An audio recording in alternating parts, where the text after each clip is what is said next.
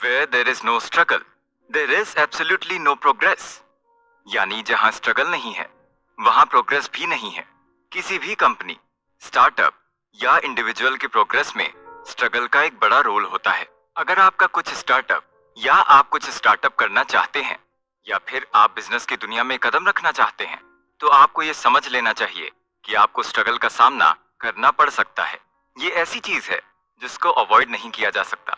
Startup में आप कई चैलेंजेस फेस कर सकते हैं जो अक्सर स्टार्टअप करने वालों को पता भी नहीं होता है। कई बार लोगों को लगता है काफी अनप्लान्ड चीजें हो रही हैं, इनपुट कॉस्ट हाई हो सकता है जिससे महंगे प्रोडक्ट के साथ वो स्टार्टअप मार्केट में टिक नहीं पा रही हो। कई बार फाइनेंस की भी दिक्कत आती है, इन्वेस्टर्स का भरोसा जीतने का चैलेंज भी आता है क्योंकि कंपनी के बुरे फेज में इन्वेस्टर्स अपना पैसा निकालने लगते हैं और वो टाइम उस स्टार्टअप के लिए भी और ज्यादा चैलेंजिंग हो जाता है। कई बार एक स्टार्टअप को उसके वैल्यूएबल एम्प्लॉय भी छोड़ जाते हैं, कंपनी के प्रोडक्ट पर कस्टमर्स का इंटरेस्ट कम होता जाता है। ये सारी प्रॉब्लम्स अक्सर एक स्टार्टअप को फेस करनी पड़ती है। इसलिए अगर कोई पर्सन स्टार्टअप करने की सोचता है तो उन्हें इन सभी बातों से पहले ही अवेयर होना चाहिए ताकि वो बैड से बैड सिचुएशंस में भी अपनी फाइटिंग स्पिरिट को लो ना करें। कई बार आपको कंपनी के एम्प्लॉइज कम करने का डिसीजन लेना पड़ सकता है। एक ट्रू एंटरप्रेन्योर इन मामलों में सबसे अलग होते हैं। उनका मानना होता है कि सिचुएशन कैसी भी हो उससे फाइट करना चाहिए, कभी गिव अप नहीं करना चाहिए। इरादे का पक्का होने के साथ उन्हें अपने नॉलेज को, थिंकिंग पावर को हमेशा बढ़ाते रहना चाहिए। कई बार आपको मेंटरशिप की जरूरत पड़ सकती है। The hard thing about hard things book summary में हम स्ट्रगल के अलग अलग पहलुओं को समझेंगे। ये बुक समरी हर उन चैलेंजेस से लिसनर्स को इंट्रोड्यूस करवाएगी जो एंटरप्रेन्योरशिप की दुनिया में देखने को मिलती है। जब नेटस्केप के फाउंडर बेन होरोविट्ज और मार्क एंडरसन ने लाउड क्लाउड स्टार्टअप की शुरुआत की थी तो मार्केट में उतरते ही कंपनी को काफी सक्सेस मिली। ओनली 6 मंथ के टाइम पीरियड में कंपनी ने $10 मिलियन के कॉन्ट्रैक्ट साइन किए। कंपनी फंडामेंटली इतनी स्ट्रॉन्ग थी कि रिसेशन के दौर में भी कंपनी पर कुछ खास फर्क नहीं पड़ा। एक तरफ जहां इन्वेस्टर्स दूसरी कंपनियों से स्टेप आउट कर रहे थे, वहीं लाउड क्लाउड में काफी भरोसा दिखा रहे थे। बाद में कंपनी ने कुछ रिस्की मूव भी लिया। रिसेशन के दौर में आईपीओ से पैसे रेस करना एक काफी रिस्क भरा सौदा था, लेकिन कंपनी इसमें भी सफल हुई। इन्वेस्टर्स कंपनी पर काफी भरोसा दिखा रहे थे। कुछ समय बाद कंपनी के स्टॉक प्राइस जब नीचे आए तो वो समय इस कंपनी के लिए बुरे दौर की तरह था।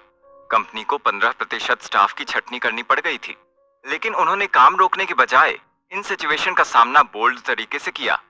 हालांकि कुछ समय बाद ओनर ने कंपनी को ही सेल कर दिया, लेकिन जब भी बेन से इस टॉपिक पर कुछ पूछा गया तो वो इसे अपने करियर का बेस्ट डिसीजन बताते हैं। चलिए इस स्टार्टअप स्टोरी को डिटेल से डिस्कस करते हैं। इससे जुड़े अलग अलग पहलुओं को जानेंगे, समझेंगे और सीख लेने की कोशिश करेंगे। तो बने रहे हमारे साथ। चलिए चलते हैं फर्स्ट चैप्टर की ओर। From communist to venture capitalist. Chapter की शुरुआत बेन के घर में रखी हुई बारबेक्यू पार्टी से होती है। उन्होंने अपने करीबी दोस्तों को इनवाइट किया होता है। बेन अपने ब्रदर इन लॉ के साथ काफी सालों से बारबेक्यू पार्टी कर रहे थे, जिसकी वजह से उनकी कुकिंग स्किल्स भी काफी अच्छी थी। बेन बताते हैं कि जब वो छोटे थे तो बहुत डरे हुए से रहते थे, ज्यादा लोगों से बात नहीं करते थे और काफी शर्मीले भी थे। एक दिन जब उनकी माँ उन्हें नर्सरी स्कूल छोड़ने गई तब वो जोर जोर से रोने लगे। हालांकि सभी बच्चे पहली बार स्कूल जाने में रोते हैं, बेन की टीचर ने उनकी माँ से कहा कि वो ज्यादा परेशान ना हो क्योंकि हर बच्चे के लिए पहली बार स्कूल में जाते हुए रोना बहुत कॉमन है। जब उनकी माँ छुट्टी में बेन को लेने आई तो वो उस समय तक भी बुरी तरह रो रहे थे और उनकी टीचर ने बताया कि बेन पिछले 3 घंटे से बिना चुप हुए रोए जा रहे हैं। इस वजह से उन्हें नर्सरी स्कूल से बाहर भी निकाल दिया गया। कुछ लोगों ने बेन की माँ को उन्हें डॉक्टर को दिखाने के लिए भी कहा, लेकिन उनकी माँ चाहती थी कि बेन अपनी मर्जी से दुनिया का सामना करें और अपना समय लेकर लोगों के बीच में कंफर्टेबल होकर रहना सीख जाएं। एक दिन बेन के बड़े भाई के कुछ दोस्त उनके घर पर आए हुए थे।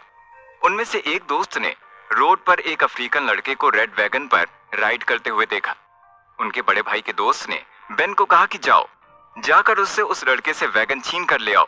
डरे सहमे बेन जब उस लड़के के पास गए और पूछा कि क्या वो उन्हें भी राइड करने का मौका देगा, वो लड़का खुशी खुशी तैयार हो गया। उस दिन के बाद से बेन और उस लड़के में काफी अच्छी दोस्ती हो गई। अपने स्कूल के टाइम में मिलजुल कर ना रह पाने के डर की वजह से और एक्सपोजर लेने के लिए बेन ने Berkeley high school football team को ज्वाइन कर लिया।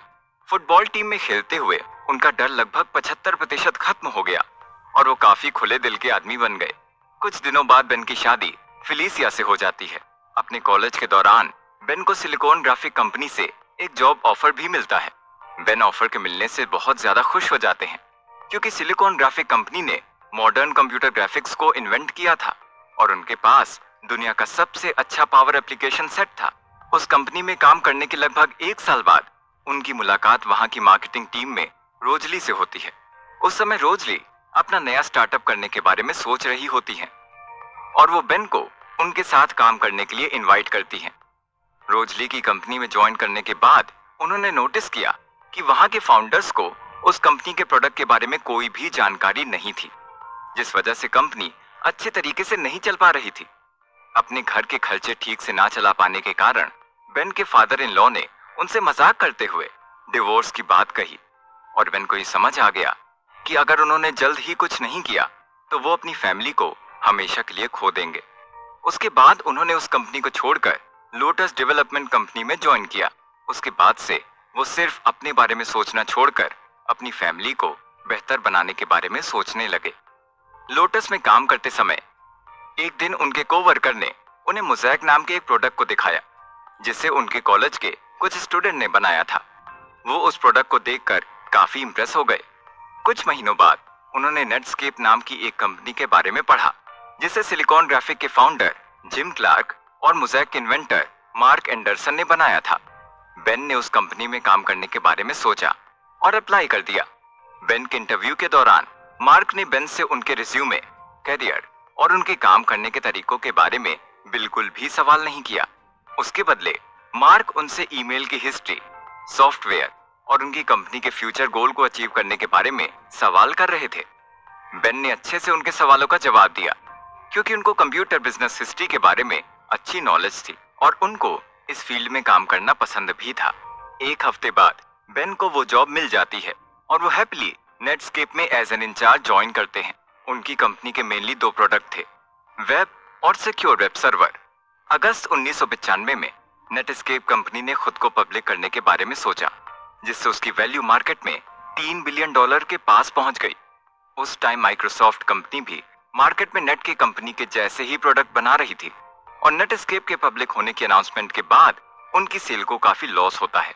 इस सिचुएशन को टैकल करने के लिए माइक्रोसॉफ्ट अनाउंस करता है कि अब से वो विंडोज 95 के साथ ऑपरेटिंग सिस्टम फ्री में देगा। माइक्रोसॉफ्ट के ऐसा करते ही नेटस्केप कंपनी के रेवेन्यू पर एक बहुत बड़ा असर पड़ता है।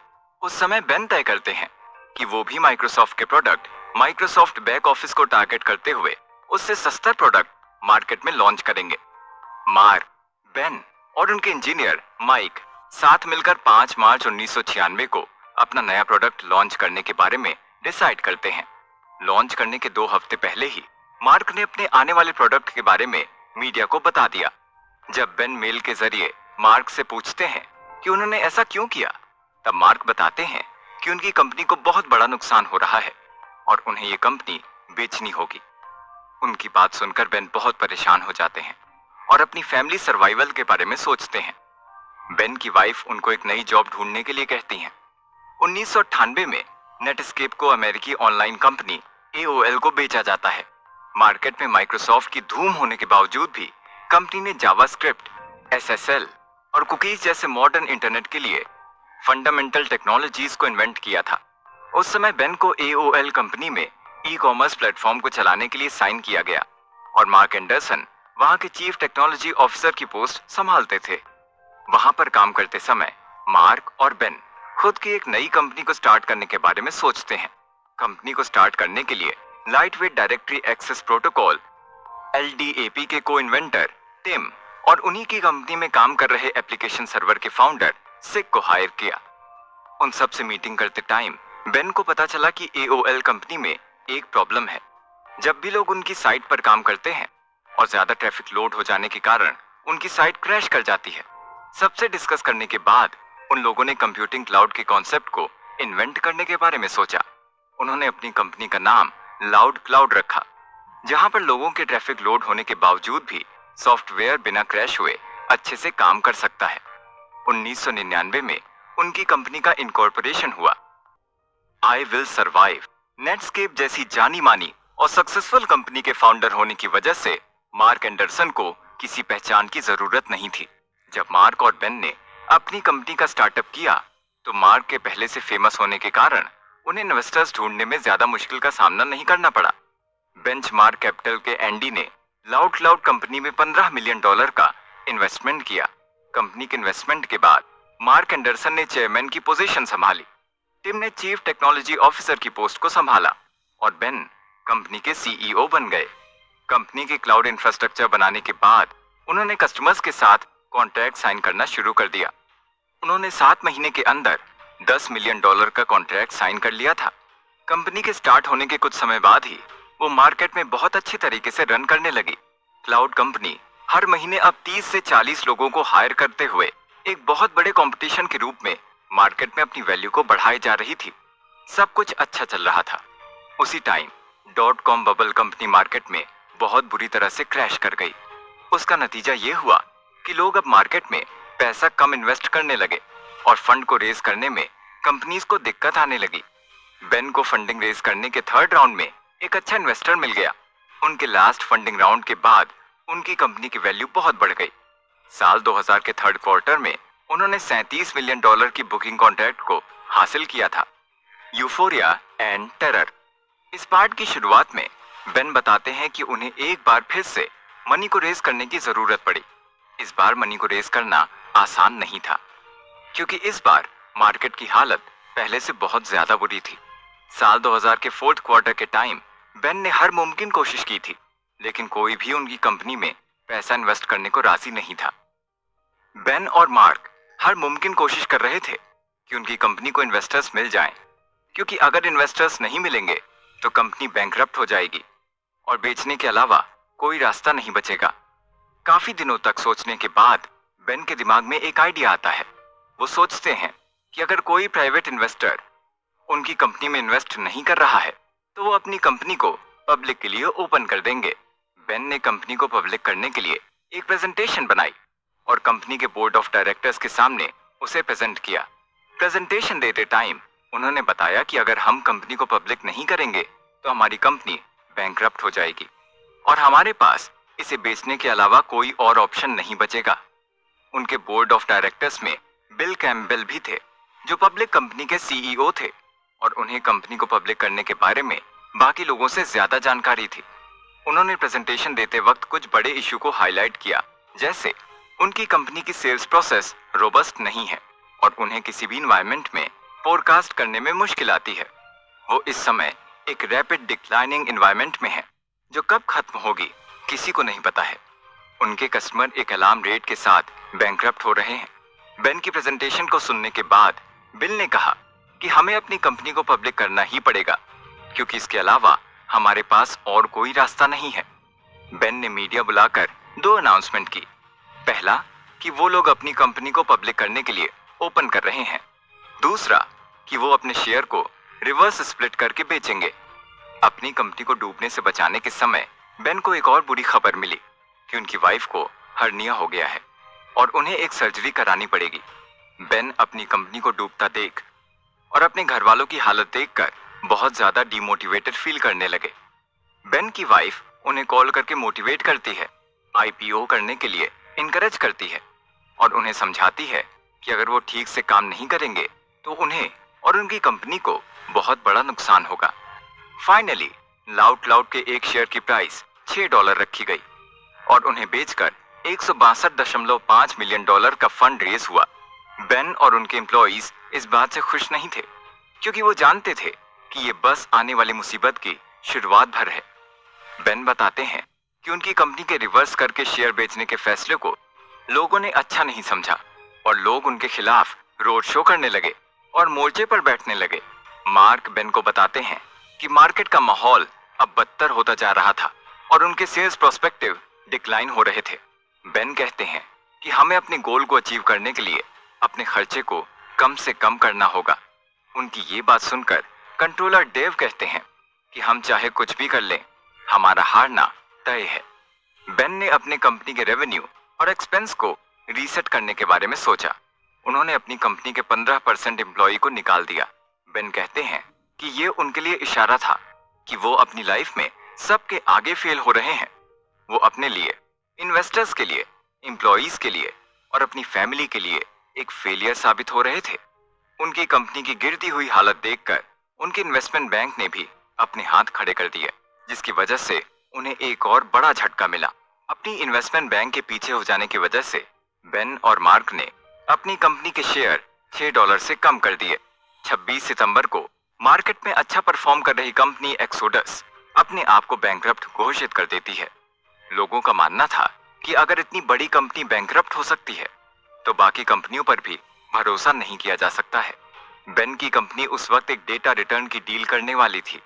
अपने दिमाग को शांत करने के लिए बेन 2 दिन की छुट्टी लेते हैं। छुट्टी के दौरान उन्हें कंपनी के कॉर्पोरेट एंड बिजनेस डेवलपमेंट के इंचार्ज जॉन की कॉल आती है।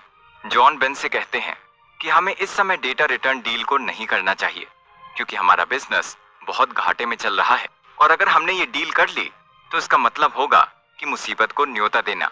बेन को ये बात क्लियरली समझ आ चुकी थी कि अब उनके पास अपनी कंपनी लाउड को बेचने के अलावा कोई रास्ता नहीं बचा है।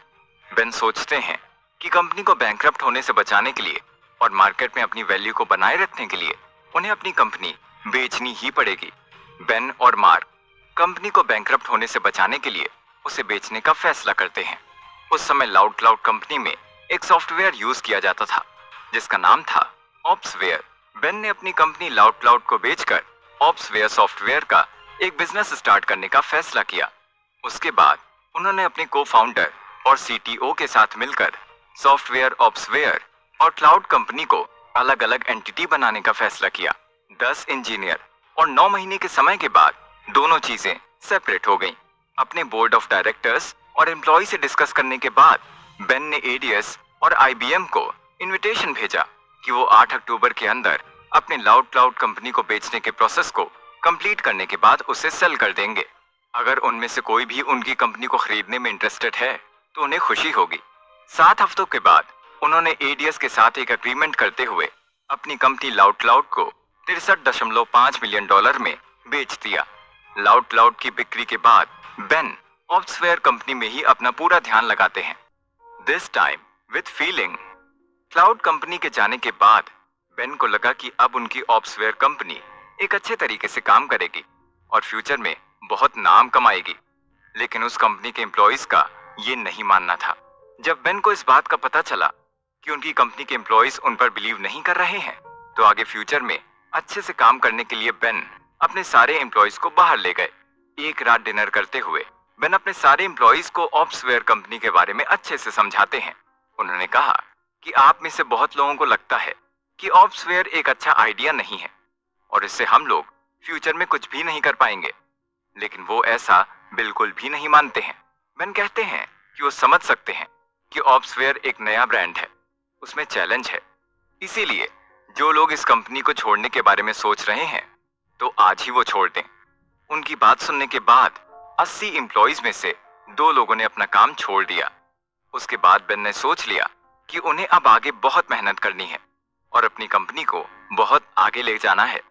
अपनी कंपनी में कुछ इंजीनियर्स के साथ मिलकर उन्होंने फ्यूचर फोरकास्टिंग की और कुछ चीजों की लिस्ट बनाई जो उन्हें आगे मार्केट में लॉन्च करने के लिए जरूरी थी। उस कंपनी के सारे लोग मिलकर एक साथ काम करने लगे और बिजनेस को शुरू किया। वो लोग कस्टमर कॉन्ट्रैक्ट साइन करने लगे और अपने शेयर की कीमत $60 से कम रखी। बेन को लगा कि अब सब कुछ ठीक हो गया है, वो अपनी सारी होती मुसीबतों से बाहर आ गए हैं। लेकिन हर बार की तरह बेन गलत थे। कंपनी स्टार्ट होने के बाद जब वो मार्केट में अच्छा परफॉर्म करने लगी तब बेन को लगा कि अब उनकी सारी प्रॉब्लम्स खत्म हो गई हैं और उन्हें बस आगे बढ़ने के बारे में सोचना है। कुछ समय बाद उन्हें एडीएस कंपनी, जिससे ऑप्सवेयर कंपनी अपना 90% रेवेन्यू जनरेट करती है, उनका कॉल आता है। एडीएस के हेड बोलते हैं कि वो उनके सॉफ्टवेयर से बिल्कुल भी खुश नहीं है क्योंकि उन्हें बहुत सारे टेक्निकल प्रॉब्लम्स का सामना करना पड़ रहा है, इसलिए वो अपना कॉन्ट्रैक्ट कैंसिल करना चाहते हैं और अपना सारा पैसा वापस चाहते हैं। बेन सोचते हैं कि अगर उनका ये कॉन्ट्रैक्ट कैंसिल हो गया तो उनकी इस कंपनी को डूबने से कोई नहीं बचा सकता है। वो तुरंत एक मीटिंग बैठाते हैं और एडीएस के कॉन्ट्रैक्ट कैंसिल करने की वजह को जानने की कोशिश करते हैं। उन्हें पता चलता है कि उनके सॉफ्टवेयर में जब बहुत ज्यादा ट्रैफिक हो जाता है तो उसकी स्पीड अपने आप स्लो हो जाती है और लोगों को काम करते वक्त बहुत सारे बग्स को भी फेस करना पड़ता है। अपनी टीम की सारी बात सुनने के बाद बेन एक लंबी सांस लेते हैं और आगे कॉन्ट्रैक्ट के बारे में सोचते हैं। बेन अपने 2 कलीग को एडीएस के ऑफिस भेजते हैं और वहां के डिपार्टमेंट कमांड इंचार्ज फ्रैंक से मिलने के लिए बोलते हैं। फ्रैंक उनकी बात सुने बिना उन पर चिल्लाने लगते हैं और कहते हैं कि उनका सॉफ्टवेयर एकदम बेकार है, किसी काम का नहीं है और उन्हें डील कैंसिल करके अपना पैसा वापस चाहिए। बेन के कलीग शांति से उनकी बात सुनकर फ्रैंक को कन्विंस करने की कोशिश करते हैं और कहते हैं कि आपको हमारे सॉफ्टवेयर में जो भी दिक्कत आ रही है उसे हमें बताइए, हम ठीक कर देंगे। फ्रैंक कहते हैं कि बैंक के पास 60 दिन है, अगर वो इन दिनों में कुछ कर पाए तो ठीक है, नहीं तो वो अपना कॉन्ट्रैक्ट कैंसिल कर देंगे और सारा पैसा विथड्रॉ कर लेंगे। वापस आने के बाद बेन के कलीग ने उन्हें सारी बात समझाते हुए कहा कि अगर हम अपने सॉफ्टवेयर को इम्प्रूव कर लेंगे और टेंग्राम कंपनी के कुछ प्रोडक्ट उन्हें फ्री में देंगे तो फ्रैंक इस डील को कैंसिल नहीं करेंगे। जब बेन ने टेंग्राम कंपनी के बारे में सर्च किया तो उन्हें पता चला कि वो एक छोटी नॉर्थ कैरोलिना की कंपनी है। बेन ने बिना ज्यादा कुछ सोचे उस कंपनी को खरीद लिया। बेन ने 60 दिनों के अंदर अपने सॉफ्टवेयर को इम्प्रूव किया और टेंग्राम प्रोडक्ट के साथ नई डील फ्रैंक को ऑफर किया। फ्रैंक ने खुशी खुशी ऑफर को एक्सेप्ट किया और डील कैंसिल करने से मना कर दिया। बेन की लाइफ में एक मुसीबत खत्म होती नहीं थी कि दूसरी पहले आ जाती थी। जैसे ही फ्रैंक की प्रॉब्लम खत्म हुई, उनकी कंपनी के लिए नई प्रॉब्लम सामने आ गई। मार्केट में ब्लेड लॉजिक नाम की एक नई कंपनी उनके कंपटीशन के रूप में तैयार हो गई थी, जिसकी वजह से ऑप्सवेयर कंपनी के साथ कॉन्ट्रैक्ट साइन करने वाले 3 क्लाइंट भी पीछे हट गए थे। उन क्लाइंट के साथ डील ना हो पाने का असर कंपनी पर बहुत बुरी तरह पड़ा और उनके स्टॉक प्राइस की वैल्यू $2.19 नीचे गिर गई। चीजें और बदतर होती गईं जब एंडरसन ने बेन की कंपनी को छोड़कर अपनी खुद की कंपनी स्टार्ट करने का फैसला किया। बेन को लगता है कि हिस्ट्री फिर से खुद को रिपीट कर रही है और अब वो दोबारा अपनी लाइफ में फेल होने वाले हैं। बेन अपने सारे टीम मेंबर को बुलाकर एक अनाउंसमेंट करते हैं कि आज से आने वाले 6 महीने तक उन्हें अपने एम्प्लॉयज का सारा टाइम चाहिए। वो चाहते हैं कि उनके एम्प्लॉयज सुबह जल्दी काम पर आएं और रात में लेट डिनर करते हुए अपने घर जाएं। बेन कहते हैं कि उनको अपनी कंपनी बचाने के लिए फिर से अपने एम्प्लॉयज का सैक्रिफाइस चाहिए। अपने प्रोडक्ट को इम्प्रूव करने के लिए प्रोडक्शन मैनेजमेंट टीम ने कस्टमर सेटिस्फेक्शन के लिए सॉफ्टवेयर में बहुत सारे चेंजेस करने के बारे में बताया। बेन अपनी टीम से कहते हैं कि प्रोडक्ट के बारे में जानकर उसको सुधारने का काम उनका है। वो नहीं जानते कि प्रोडक्ट को कौन सी रिक्वायरमेंट है, लेकिन वो बस इतना चाहते हैं कि उनके सॉफ्टवेयर प्रोडक्ट को फिर से रीइन्वेंट किया जाए और उसकी सारी खामियों को दूर किया जाए। वो मार्केट में एक नए और अच्छे प्रोडक्ट के साथ अपना कमबैक चाहते हैं। 9 महीने की मेहनत के बाद कंपनी एक ऐसा प्रोडक्ट बनाने में सफल हो गई कि उन्हें कोई भी हरा नहीं सकता था। एक मीटिंग के दौरान बेन अपनी टीम से पूछते हैं कि क्यों काम सही से नहीं हो पा रहा है, तो उनका स्टाफ जवाब देता है कि पहले वो लोग क्लाउड ऑटोमेटेड नेटवर्क को यूज करते थे, लेकिन बाद में उन्होंने एक ऐसे नेटवर्क को यूज करना शुरू कर दिया जिसकी वजह से कुछ साल तो चीजें सही से चली, लेकिन बाद में प्रोडक्ट में फिर से दिक्कत आने लगी। अब बेन के पास 2 चॉइस थी, पहली कि वो एक नया प्रोजेक्ट लॉन्च करें या दूसरी वो एक नई ऑटोमेटेड कंपनी को खरीद लें। बेन ने जॉन ओ परेल, जो कि इंडस्ट्री के काफी अच्छे नेगोशिएटर थे, उनके साथ मिलकर एक अच्छी नेटवर्क ऑटोमेशन कंपनी को खरीद लिया। बेन बताते हैं कि उनकी मेहनत के बाद जीरो से स्टार्ट करते हुए उन्होंने एक ऐसी कंपनी तैयार की है जिसकी रेवेन्यू $150 मिलियन के आसपास है और ट्रेडिंग में उनकी मार्केट कैपिटलाइजेशन $800 मिलियन से भी ज्यादा है। मार्केट में कंपटीशन बढ़ता ही जा रहा था। एक नई टेक्नोलॉजी वर्चुअलाइजेशन ने मार्केट को हिला कर रख दिया था और अब सारे कस्टमर्स अपने एनवायरनमेंट को बदलने के बारे में सोच रहे थे। उसी दौरान एक शेयर होल्डर एक्टिविस्ट रैकल ने बेन को ईगो को साइड में रखते हुए उनको ऑप्सवेयर कंपनी को तुरंत बेच देने की डिमांड करने लगे। हालांकि बेन अपनी कंपनी को बेचने के बारे में सोच भी नहीं रहे थे, लेकिन फिर भी बहुत सारे लोग उनकी कंपनी को खरीदने को तैयार थे। जब एमसी ने बेन की कंपनी खरीदने का ऑफर किया तब उनकी शेयर की वैल्यू $6.5 थी, लेकिन जैसे ही ये न्यूज वायरल हुई उनके शेयर की कीमत $9.5 हो गई। स्टॉक प्राइस बढ़ने के कारण बहुत सारी कंपनी अब ऑप्सवेयर कंपनी को खरीदने के लिए तैयार थी। इतना कुछ हो जाने के बाद भी बेन अपनी कंपनी को बेचने के लिए बिल्कुल भी तैयार नहीं थे। मार्केट में वर्चुअलाइजेशन के कारण एक ड्रास्टिक चेंज आने की वजह से बेन को अब अपनी कंपनी के सर्वाइवल में दिक्कत आ रही थी। मार्केट को देखते हुए बेन ने जॉन के साथ एक मीटिंग अरेंज किया, जिसमें जॉन के साथ एक लंबी डिस्कशन के बाद बेन ने अपनी कंपनी को $14 पर शेयर यानी $1.6 बिलियन में बेचने का फैसला किया। कंपनी की प्राइस को अनाउंस करने के बाद उनकी कंपनी को $14.25 पर शेयर यानी $1.65 बिलियन का ऑफर मिलता है। बेन उस ऑफर को एक्सेप्ट करते हैं और अपनी कंपनी को बेच देते हैं। अपनी कंपनी को बेचने के बाद बेन बहुत उदास हो जाते हैं, बीमार पड़ जाते हैं और उनको लगता है कि अब उनकी जिंदगी खत्म हो चुकी है। बेन कहते हैं कि उन्होंने अपनी 8 साल की मेहनत की हुई कंपनी को बेच दिया है और वो फिर से एक बार अपनी लाइफ में फेलियर साबित हो गए हैं।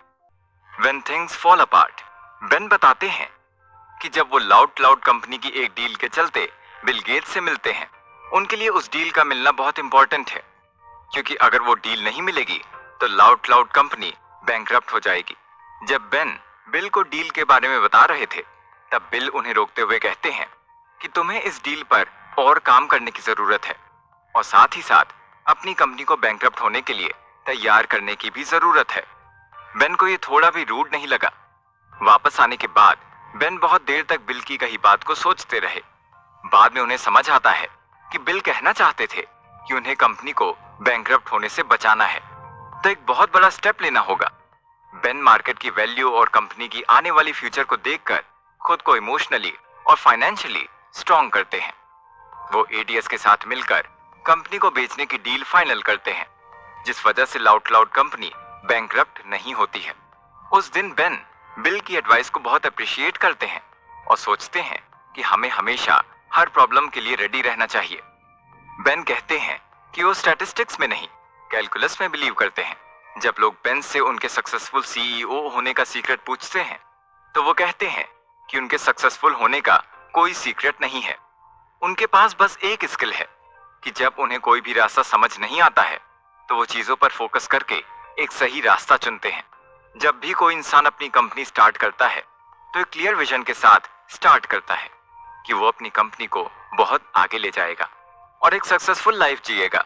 लेकिन मार्केट में आने के बाद और रियल लाइफ प्रॉब्लम्स फेस करने के बाद इंसान को समझ आता है कि चीजें इतनी भी आसान नहीं है जितनी वो दिखती हैं। मार्केट में सरवाइव करना और सक्सेस पाना बहुत मुश्किल है और हर वक्त प्लान सक्सेस भी नहीं होता है।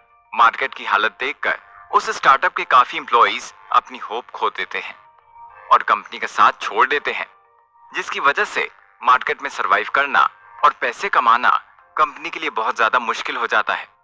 धीरे धीरे सारे रास्ते बंद हो जाते हैं और कंपनी को बैंकरप्ट होना या फिर उसे बेचने के अलावा हमारे पास कोई भी ऑप्शन नहीं रह जाता है। जब ऐसा होता है, तब कंपनी के लीडर खुद से पूछते हैं कि हमने कहाँ गलत कर दिया, हमारी मेहनत में कहाँ कमी रह गई, कब हमारा सपना हमारे लिए एक नाइटमेयर बन गया। और उसके पास बस एक ही जवाब होता है कि हम लोग सक्सेस नहीं, बस स्ट्रगल कर रहे थे। स्ट्रगल के बारे में बेन बताते हैं, हमारे स्ट्रगल की शुरुआत होती है जब हम खुद से सवाल करने लगते हैं। जब हम खुद से सवाल करते हैं कि हमने ये कंपनी क्यों स्टार्ट किया, हमने वक्त रहते चीजों को क्विट क्यों नहीं किया, हमारा खाने में स्वाद आना बंद हो जाता है। हम ही बिलीव करने लगते हैं कि हम कंपनी में उस पोस्ट के काबिल नहीं हैं। सबसे जरूरी स्ट्रगल वो होता है जब हमारा सेल्फ डाउट हमारे लिए सेल्फ हेटेड बन जाता है। स्ट्रगल तब होता है जब हमारी जिंदगी में खुशी, आराम, सब कुछ खत्म हो जाता है। चारों तरफ लोगों से घिरे होने के बाद भी हम खुद को अकेला महसूस करते हैं। हमारा स्ट्रगल हमारा फेल होना नहीं है, बल्कि हमारे फेल होने की वजह है। एक सच ये भी है कि अगर हमारी लाइफ में स्ट्रगल नहीं होगा, तो हम कभी भी अपनी लाइफ में सक्सेस हासिल नहीं कर पाएंगे, क्योंकि हमारी लाइफ में सक्सेस स्ट्रगल से ही आती है। स्ट्रगल को इग्नोर करने का कोई रास्ता नहीं होता है। हाँ, उस स्ट्रगल के जरिए सक्सेस पाने में बहुत चीजें हमारी मदद करती हैं। हम चाहे जितने भी रिस्पॉन्सिबल हों, जितनी भी मेहनत कर लें, लेकिन हर काम को अच्छे से नहीं कर पाएंगे। हमें हर काम को करने के लिए दूसरे की मदद चाहिए ही होती है। अगर हमें लगता है कि हम अपनी परेशानी को दूसरों को बताकर उन्हें भी परेशान कर देंगे, तो ऐसा नहीं है। अपने बर्डन को बांटकर चलने से रिजल्ट हमेशा पॉजिटिव और अच्छा ही आता है। टेक्नोलॉजी और बदलाव हर मार्केट का एक अहम हिस्सा है। जैसे जैसे मार्केट में टेक्नोलॉजी बदलती है, वैसे वैसे कंपटीशन बढ़ता है, लोग बदलते हैं और मार्केट में हमारी वैल्यू गिरती और बढ़ती है। उस वक्त हमारी लाइफ एक चेज की तरह हो जाती है, जब हमें लगता है कि हमारे पास कोई रास्ता नहीं है, फिर भी हमारे पास आगे बढ़ने का एक रास्ता हमेशा मौजूद होता है। ऐसे ही उन्होंने भी 2001 में अपनी कंपनी को पब्लिक करने का फैसला किया था। बेन को लगा कि अब सब कुछ खत्म हो गया है, लेकिन फिर भी उनके पास रास्ते मौजूद थे। टेक्नोलॉजी की इस दुनिया में हमेशा कल वैसा नहीं होगा जैसा आज है, इसीलिए हमें हमेशा दूर तक सोच के आगे बढ़ते रहना चाहिए। क्या पता हमारा कौन सा मूव हमारे लिए एक सेंचुरी साबित हो जाए। हर इंसान अपने जीवन में गलती करता है, चाहे वो छोटा एम्प्लॉय हो, फिर चाहे वो बोर्ड ऑफ डायरेक्टर्स, चाहे वो सीईओ हो। हर इंसान अपनी लाइफ में गलती करता है और उससे फिर कुछ सीखता है। इसीलिए चीजों को दिल पर लगाए बिना हमें अपनी गलती से सीखते हुए लाइफ में आगे बढ़ना चाहिए। बेन अपने एक्सपीरियंस और नॉलेज के बेस पर कई सारी बातें एक अच्छे सीईओ और फाउंडर के बारे में बताते हैं। बेन सबको एक अच्छा सीईओ और फाउंडर बनने के लिए एक लेसन देते हैं कि हमें हमेशा बहुत ज्यादा पॉजिटिव और हर चीजों के लिए खुद को रिस्पॉन्सिबल नहीं समझना चाहिए। जब वो नए नए सीईओ बने थे, तब खुद के ऊपर बहुत प्रेशर महसूस करते थे। हर एक एक्शन को करने से पहले 100 बार सोचते थे और कंपनी में लगाए हुए दूसरों के पैसों के लिए खुद को जिम्मेदार मानते थे। उनका मानना था कि अगर उनका पैसा डूब गया या फिर वो मार्केट में सरवाइव नहीं कर पाए, तो सब कुछ उनकी गलती होगी। यहाँ तक कि वो अपने काम को अपने कलीग और एम्प्लॉइज के बीच में डिस्ट्रीब्यूट भी नहीं करना चाहते थे, क्योंकि उन्हें लगता था कि इससे चीजें और ज्यादा बिगड़ सकती हैं। एक दिन अपने ब्रदर इन लॉ के साथ डिस्कशन करते हैं तो उन्हें समझ आता है कि बेन अब तक अपनी कंपनी और खुद के साथ बहुत गलत करते आए हैं। उन्होंने अपनी लाइफ में ज्यादा पॉजिटिव होकर और नेगेटिव कंसिक्वेंसेस को इग्नोर करते हुए चीजें बनाने के बजाय बिगाड़ दी हैं। उस दिन उन्हें समझ आता है कि उन्होंने गलती की है। एक कंपनी के हाई रैंकिंग पोजीशन पर होने से सबको लगता है कि चीजें बहुत आसान होती हैं, लेकिन ऐसा बिल्कुल भी नहीं है। बेन बताते हैं कि जब कोई भी इंसान सीईओ की पोजीशन पर होता है, तब चीजें बहुत मुश्किल हो जाती हैं। अगर छोटे पोजीशन के स्टाफ को काम और चीजें समझ ना आए, तो उनके पास काम को छोड़कर जाने का ऑप्शन होता है, लेकिन एक हाई पोस्ट के पर्सन के पास ये ऑप्शन नहीं होता है। बेन को सारी मुसीबतें खुद हैंडल करनी पड़ती थी और वो चाहकर भी उसे छोड़कर भाग नहीं सकते थे। उन्हें अपने सारे एम्प्लॉइज को एक साथ काम करके मोटिवेट करते हुए आगे बढ़ना होता है। अपने प्रोडक्ट को सही तरह से बनाकर लॉन्च करना होता है और अगर किसी भी तरह से प्रोडक्ट में कोई गलती निकल आए, तो हमें अपनी कंपनी के एम्प्लॉइज के साथ मिल बांट कर उसे ठीक करना होता है।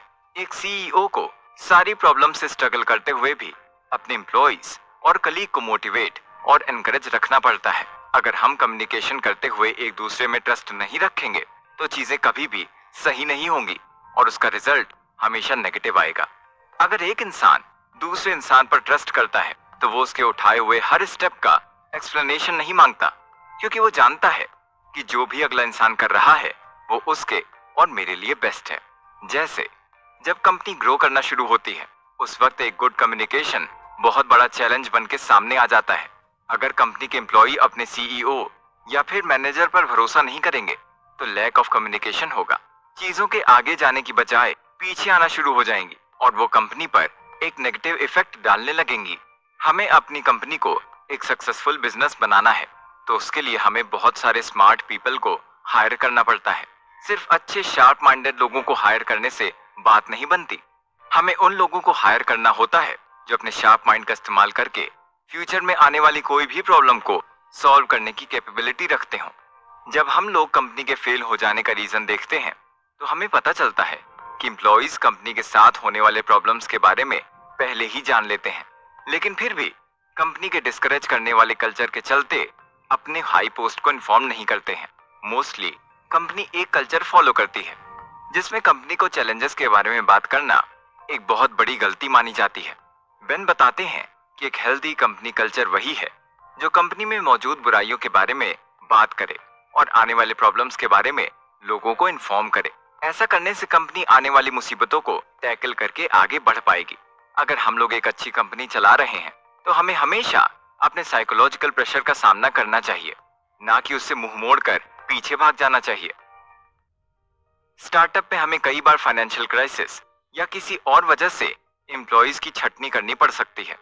बेन आगे इन्हीं टॉपिक्स को समझाते हैं। The right way to lay off people, यानी आइए हम कंपनी स्टाफ की छटनी करने के सही प्रोसेस को स्टेप बाय स्टेप समझते हैं। स्टेप 1, जब भी कंपनी को फाइनेंशियल क्राइसिस का सामना करना पड़े तो उस वक्त हमें उस मुसीबत से सामना करने के लिए अपने एम्प्लॉयज को छांटना शुरू करना चाहिए। स्टेप 2, जब हम लोग अपनी कंपनी में से लोगों को ले ऑफ करने का डिसीजन लें, तब हमें जल्द से जल्द अपने क्राइटेरिया पर काम करके उस डिसीजन को एग्जीक्यूट कर देना चाहिए। स्टेप 3, जब भी कोई सीईओ अपनी कंपनी में मेंबर्स को ले ऑफ करने का डिसीजन लेता है, तब कभी कभी कंपनी के बोर्ड ऑफ डायरेक्टर्स हमारे मन को उलझाने का काम करते हैं। वो कहते हैं कि ये सही मौका है किसी भी एम्प्लॉय की परफॉर्मेंस इश्यू या फिर बिजनेस के कोई इनकैपेबल एम्प्लॉय को बाहर निकालने का। लेकिन हमें उस वक्त अपने माइंड को एकदम सेट रखना है कि हमें कौन से एम्प्लॉय चाहिए और कौन से नहीं चाहिए। स्टेप 4, एम्प्लॉय ले ऑफ के डिसीजन में सबसे इंपॉर्टेंट स्टेप होता है कि हम अपने मैनेजमेंट टीम को सही तरीके से ट्रेन कर रहे हैं। हमें अपने मैनेजमेंट टीम को अच्छी तरह से ट्रेन करना होता है ताकि हमारे आने वाले काम में कोई दिक्कत ना आए। ट्रेनिंग का सबसे इंपॉर्टेंट रूल होता है कि मैनेजर हमेशा खुद से ही स्टाफ को ले ऑफ करे। कोई भी मैनेजर अपना काम एचआर पर नहीं डाल सकता है, क्योंकि ये सिर्फ मैनेजर ही जानता है कि टीम में कौन सा एम्प्लॉई अच्छा है। स्टेप 5, कंपनी के लिए एग्जीक्यूशन के पहले सीईओ को अपनी कंपनी को एड्रेस करना बहुत जरूरी होता है। सीईओ का ये काम होता है कि वो अपनी कंपनी के हर एक मैनेजर के पास ही बात पहुंचा दे कि कंपनी में ले ऑफ के काम को एग्जीक्यूट किया जा रहा है। स्टेप 6, अपनी कंपनी में ले ऑफ के बारे में बताकर हमें कभी भी कंपनी के बाहर अपने एम्प्लॉय से नजर चुराकर नहीं जाना चाहिए। हमें वहां रहना चाहिए और लोगों के सामने दिखाना चाहिए ताकि हमारे एम्प्लॉयज को ये लग सके कि हम उनके बारे में अभी भी सोचते हैं। Next thing is prepare to fire an executive, यानी एग्जीक्यूटिव को काम से निकालने का सही तरीका क्या हो सकता है, इसके बारे में बेन स्टेप बाय स्टेप समझाते हैं। स्टेप 1, किसी भी एग्जीक्यूटिव को उसके बुरे बिहेवियर और आलसीपन की वजह से निकालना बहुत आसान है। एग्जीक्यूटिव को फायर करने में मुसीबत तब आती है जब हमें उन्हें निकालने का कोई भी रीजन नहीं मिलता है। इस पॉइंट में हर कंपनी को अपने ट्रैक रिकॉर्ड को अच्छे से चेक करना चाहिए। हमें एक एग्जीक्यूटिव को निकालने के लिए ये सोचना चाहिए कि हमने उसे क्यों हायर किया था और क्या वो अपना काम सही से कर पाया है या नहीं। स्टेप 2, ले ऑफ यानी एम्प्लॉय को काम से निकालने की इंफॉर्मेशन बोर्ड तक पहुंचाना बहुत ट्रिकी हो सकता है और इसकी वजह से ये कॉम्प्लिकेटेड भी हो सकता है। हमें ले ऑफ के लिए 3 गोल सेट करने चाहिए। हमें बोर्ड को समझाना चाहिए कि हमारा ये करना हमारे लिए बहुत जरूरी है। स्टेप 3, बोर्ड से अपनी बात करने के बाद हमें जल्द से जल्द अपने एग्जीक्यूटिव को सारी बातें बता देनी चाहिए। हमें एग्जीक्यूटिव से मीटिंग के दौरान अपनी बातों का ध्यान रखना चाहिए ताकि कोई भी गलत बात हमारे एग्जीक्यूटिव तक ना जा पाए। स्टेप 4, अपने सारे एग्जीक्यूटिव को अपने डिसीजन के बारे में इन्फॉर्म करने के बाद हमें अपनी कंपनी और सारे स्टाफ को तुरंत आने वाले चेंज के लिए अपडेट कर देना चाहिए, जिससे आने वाले कॉम्प्लिकेशन के साथ डील आसानी से हो जाती है और लोगों के मन में मिसअंडरस्टैंडिंग भी क्रिएट नहीं होती है। हर सीईओ के लिए अपनी कंपनी के बारे में सोचना बहुत जरूरी है। कभी कभी ऐसा करने के लिए हर सीईओ को काफी मुश्किल और चुनौती भरी चीजों से डील करना पड़ता है। बहुत सारे टेस्ट देने पड़ते हैं। एक सीईओ को हमेशा अपनी कंपनी और उसके फ्यूचर के बारे में सोचते हुए काम करना चाहिए। अब तक हम ये समझ चुके हैं कि कंपनी से वैसे एम्प्लॉय को कैसे निकालें जो हमारे up to the mark work नहीं कर रहे हैं। लेकिन बेन कहते हैं मुश्किल तब होती है जब ऐसे एम्प्लॉय से आप इमोशनली कनेक्टेड हो या वो आपका दोस्त हो। कंपनी के बुरे दौर में क्या उन्हें भी काम से निकालना सही होगा? Should you demote your loyal friend? अपनी ही कंपनी से अपने दोस्तों को काम से निकालना एक मुश्किल भरा और चैलेंजिंग काम होता है, क्योंकि कई बार ऐसे दोस्त और एम्प्लॉय जिन्होंने कंपनी के लिए बहुत किया है उन्हें भी काम से निकालना पड़ता है। बेन इसी टॉपिक पर डिस्कशन करते हुए कहते हैं जब वो लाउड क्लाउड का बिजनेस संभाल रहे थे तब उन्होंने काफी लोगों में से छांट के ट्रस्टेड और रिस्पेक्टेड कैंडिडेट को हायर किया था। उन्होंने अपने काफी दोस्तों को भी हायर किया जिन्होंने दिन रात मेहनत करके कंपनी को आगे बढ़ने के लिए बहुत मदद की थी। बेन बताते हैं कि अपनी कंपनी को आगे बढ़ाने के लिए और उसे सक्सेसफुल बनाने के लिए हमें केपेबल स्मार्ट एम्प्लॉय की जरूरत होती है। इसके लिए हमें बिना ये देखे कि कौन हमारा दोस्त है और कौन नहीं, हमेशा एक एक्सपीरियंस और लॉयल एम्प्लॉय को हायर करना चाहिए। हमें हमेशा दूसरे एम्प्लॉय को उसके काम को अप्रिशिएट करते हुए उसे चांस देना चाहिए, ना कि अपने रिश्ते या दोस्ती के चलते उसे काम दे देना चाहिए। हमारे लिए अपने दोस्तों से ऊपर उठकर एम्प्लॉय को हायर करना कोई आसान काम नहीं है। इसके लिए हमें अपने दोस्त के दो इमोशन को कंसिडर करना बहुत जरूरी है। हमें उन्हें एम्बेरसमेंट नहीं फील कराना चाहिए, क्योंकि उन्होंने हमारी कंपनी के लिए बहुत काम और सेक्रीफाइस किया है। उनको काम से निकालना एक बहुत बड़ी बात होती है। हमें अपने माइंड को क्लियर रखते हुए अपनी कंपनी के बारे में सोचना है और आने वाले बदलाव के लिए अपने फ्रेंड को इनकेपेबल मानते हुए उसे काम से निकालना है। अगर हमारा कोई एम्प्लॉय जो कि हमारा दोस्त भी है, वो अपने काम में बहुत मेहनत कर रहा है और मार्केट में हो रहे चेंज के हिसाब से अपने आप को इम्प्रूव कर रहा है, तो हमें बिल्कुल उसे अप्रिशिएट करना है। अगर हमारा कोई दोस्त है जो मार्केट के हिसाब से अपने आप को चेंज नहीं कर पा रहा है और उसके लैक ऑफ सर्विस और नॉलेज के कारण हमारी कंपनी को नुकसान हो रहा है, तो हमें बिना झिझक के उसे समझाना है और उसकी पोजीशन किसी और को देते हुए आगे बढ़ना है। हाईटेक कंपनी अपने एम्प्लॉय के एट्रिशन को ट्रैक करके इस प्रोसेस को 3 कैटेगरी में डिवाइड करती हैं। पहला, जिन लोगों को काम से निकाला जाता है। दूसरा, जो लोग काम खुद छोड़ जाते हैं।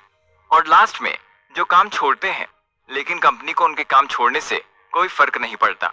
चैप्टर के इस पार्ट में जो इम्पोर्टेंट बात कंपनी के ओनर और एम्प्लॉयज को समझनी चाहिए वो है कि कभी भी झूठ बोलकर खुद को डिफेंड ना करें। जब भी कोई अच्छी कंपनी अपना बैटल हारने लगती है तो अक्सर उनके सीईओ और एम्प्लॉयज सारे मिलकर मेहनत करके मुसीबतों से लड़ते हैं और गुड प्रोडक्ट को तैयार करते हैं। एक लगन, मेहनत और क्रिएटिविटी के साथ काम करने वाली कंपनी को भी कभी कभी लास्ट में हार का सामना करना ही पड़ता है। कभी कभी किसी कंपनी की टीम कस्टमर सेटिस्फेक्शन के मामले में अनसक्सेसफुल रहती है, तो वो लोग अपने आप को बचाने के लिए झूठ बोलते हैं। सब जानते हुए भी हम लोग इग्नोर करके उस झूठ को सच मान लेते हैं। कंपनी के डाउनग्रेड आने और डूबने का एक कारण ये भी होता है कि हम लोग झूठ का सहारा लेकर आगे बढ़ते हैं। झूठ बोलने की वजह से हमें थोड़े समय के लिए सेटिस्फेक्शन और फायदा तो होता है, लेकिन आगे चलकर वो एक नेगेटिव इम्पैक्ट देने लगती है। इसीलिए हमें अपने कस्टमर्स और अपने एम्प्लॉय से कभी भी झूठ नहीं बोलना चाहिए। इससे कंपनी का एनवायरनमेंट मोटिवेटेड रहेगा और कंपनी एक पॉजिटिव रेट में आगे बढ़ेगी।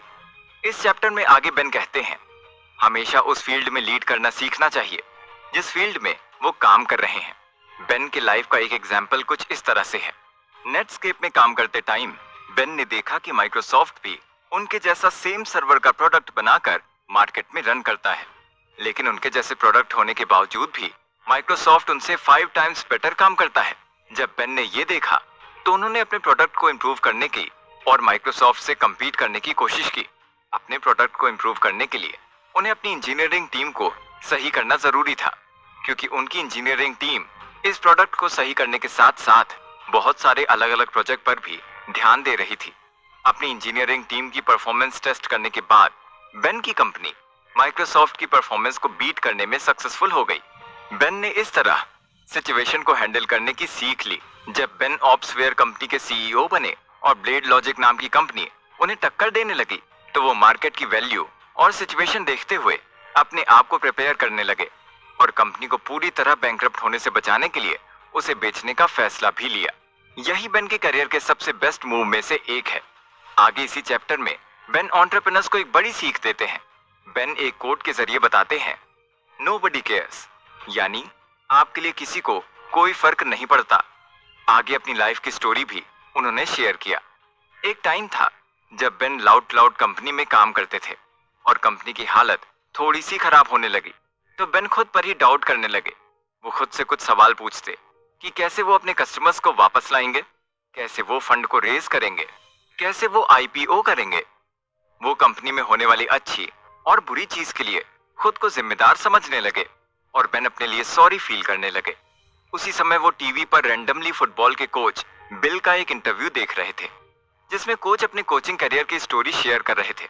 कोच बताते हैं कि जब उनके पैर में चोट लगी थी तो वो बहुत परेशान हो गए थे कि अब वो कैसे टीम को सिखाएंगे और कैसे गेम को जीतेंगे। लेकिन ऐसी स्थिति में भी उनकी टीम के ओनर उन पर दबाव डालते हैं कि वो टीम को कोचिंग दें। राइडर्स टीम के ओनर डेविड ने साफ साफ कह दिया, मुझे कोई फर्क नहीं पड़ता तुम्हें क्या हुआ है, क्यों हुआ है। बेन वो इंटरव्यू देखकर सोचते हैं कि सच में किसी को कोई फर्क नहीं पड़ता। उनकी कंपनी में कभी कुछ गलत हो भी जाए तो ना तो मीडिया को, ना इन्वेस्टर्स को, ना कस्टमर्स को, ना एम्प्लॉइज को, किसी को भी कोई फर्क नहीं पड़ता। हमें हमेशा अपनी मेंटल एनर्जी को इम्प्रूव करना चाहिए और हर मुसीबत से अच्छे से लड़ते हुए आगे बढ़ना चाहिए। हमने अपनी जिंदगी में क्या किया है, हर वक्त ये सोचने से अच्छा है कि हम ये सोचें कि आगे और क्या कर सकते हैं, क्योंकि लास्ट में किसी को कोई फर्क नहीं पड़ता है कि हम क्या कर रहे हैं और कैसे जी रहे हैं। अब तक हमने एम्प्लॉइज की फायरिंग डिस्कस की, लेकिन बेन कहते हैं कि अच्छी कंपनी की पहचान होती है कि वो अपने एम्प्लॉइज की सुख सुविधा का अच्छे से ध्यान रखे। इससे कंपनी के परफॉर्मेंस पर पॉजिटिव इम्पैक्ट पड़ता है। इन्हीं पॉजिटिव इम्पैक्ट को हम अगले एपिसोड में डिटेल से डिस्कस करने वाले हैं, तो बने रहें हमारे साथ। Take care of the people, the product and the profit in that order. यानी अपने कंपनी के एम्प्लॉय की केयर के साथ साथ अपने प्रॉफिट और प्रोडक्ट की क्वालिटी को टॉप पर रखना चाहिए। कहा जाता है अगर कोई स्टार्टअप 3 चीजें, प्रोडक्ट, प्रॉफिट और एम्प्लॉय को सही से मैनेज कर ले तो वो कस्टमर्स तक काफी अच्छी सक्सेस पहुंचा सकता है। बेन बताते हैं कि अपनी ऑप्सवेयर कंपनी के शेयर को मेंटेन करने के बाद उन्हें अपनी एग्जीक्यूटिव टीम को रीबिल्ड करने की जरूरत थी। उनकी पिछली कंपनी के जितने भी एग्जीक्यूटिव थे वो अपने काम में काफी अच्छे थे, लेकिन अब ऑप्सवेयर सॉफ्टवेयर कंपनी में उन्हें सॉफ्टवेयर इंजीनियर और एग्जीक्यूटिव को रखने की जरूरत थी। बेन को अपनी कंपनी में सेल्स और इंजीनियरिंग डिपार्टमेंट के वाइस प्रेसिडेंट पद के लिए लोगों को हायर करने की जरूरत थी।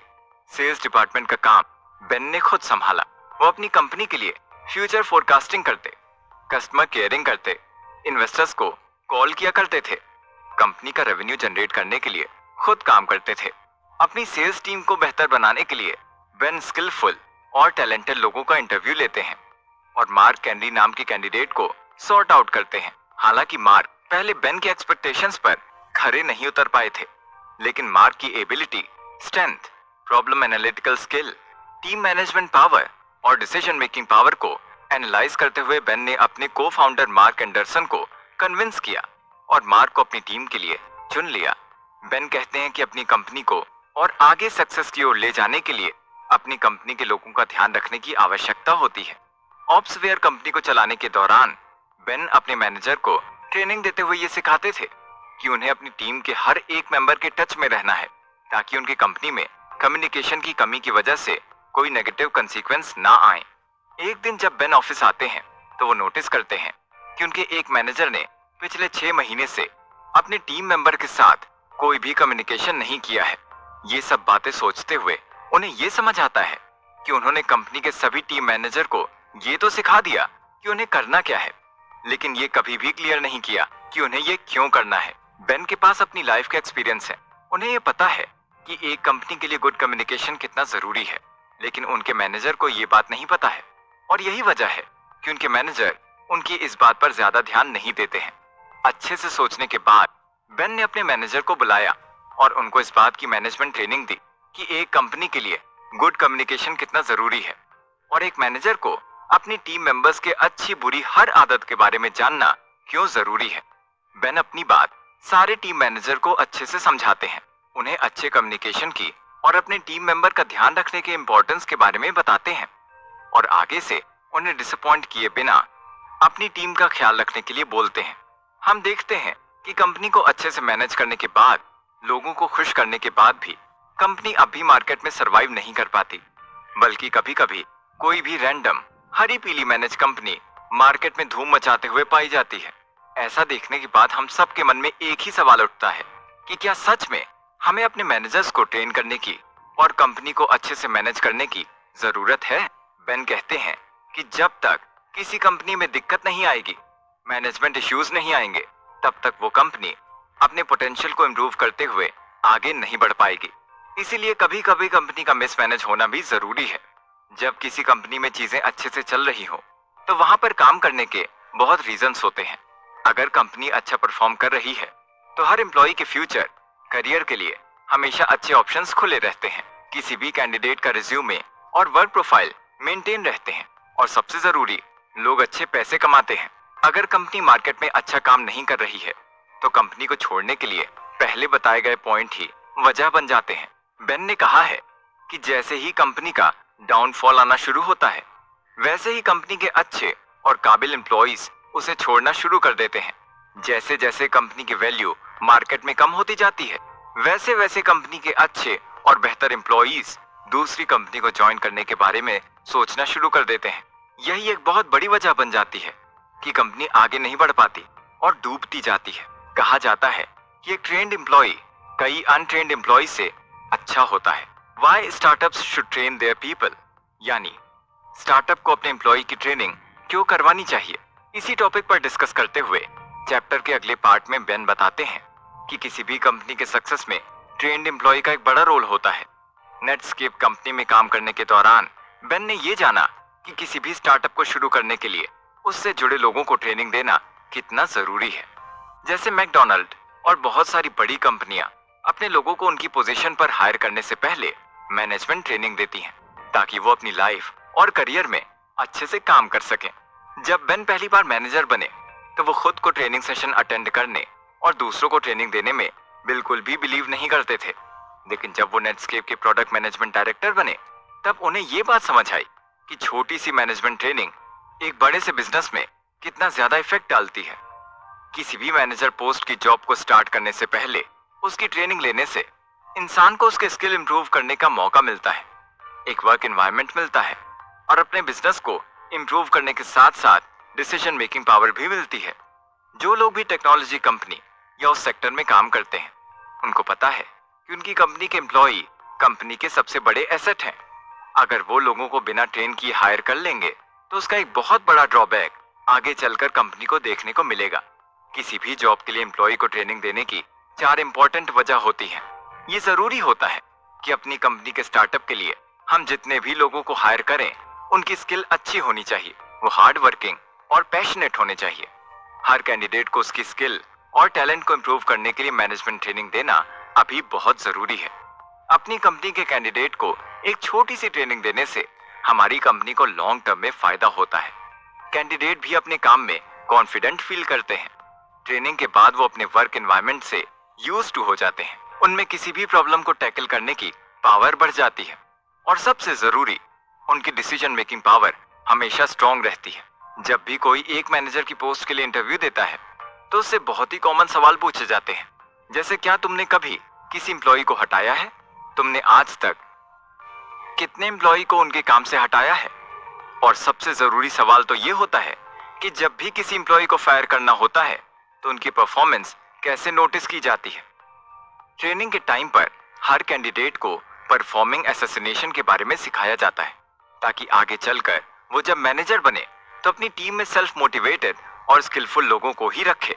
कैंडिडेट को अच्छी ट्रेनिंग देने के दौरान हमें अपनी कंपनी और उसमें बन रहे प्रोडक्ट की क्वालिटी मेंटेनेंस के बारे में उन्हें अच्छे से जानकारी देनी चाहिए। अपने प्रोडक्ट के बारे में हर एक बात अपने कैंडिडेट को अच्छे से बतानी चाहिए।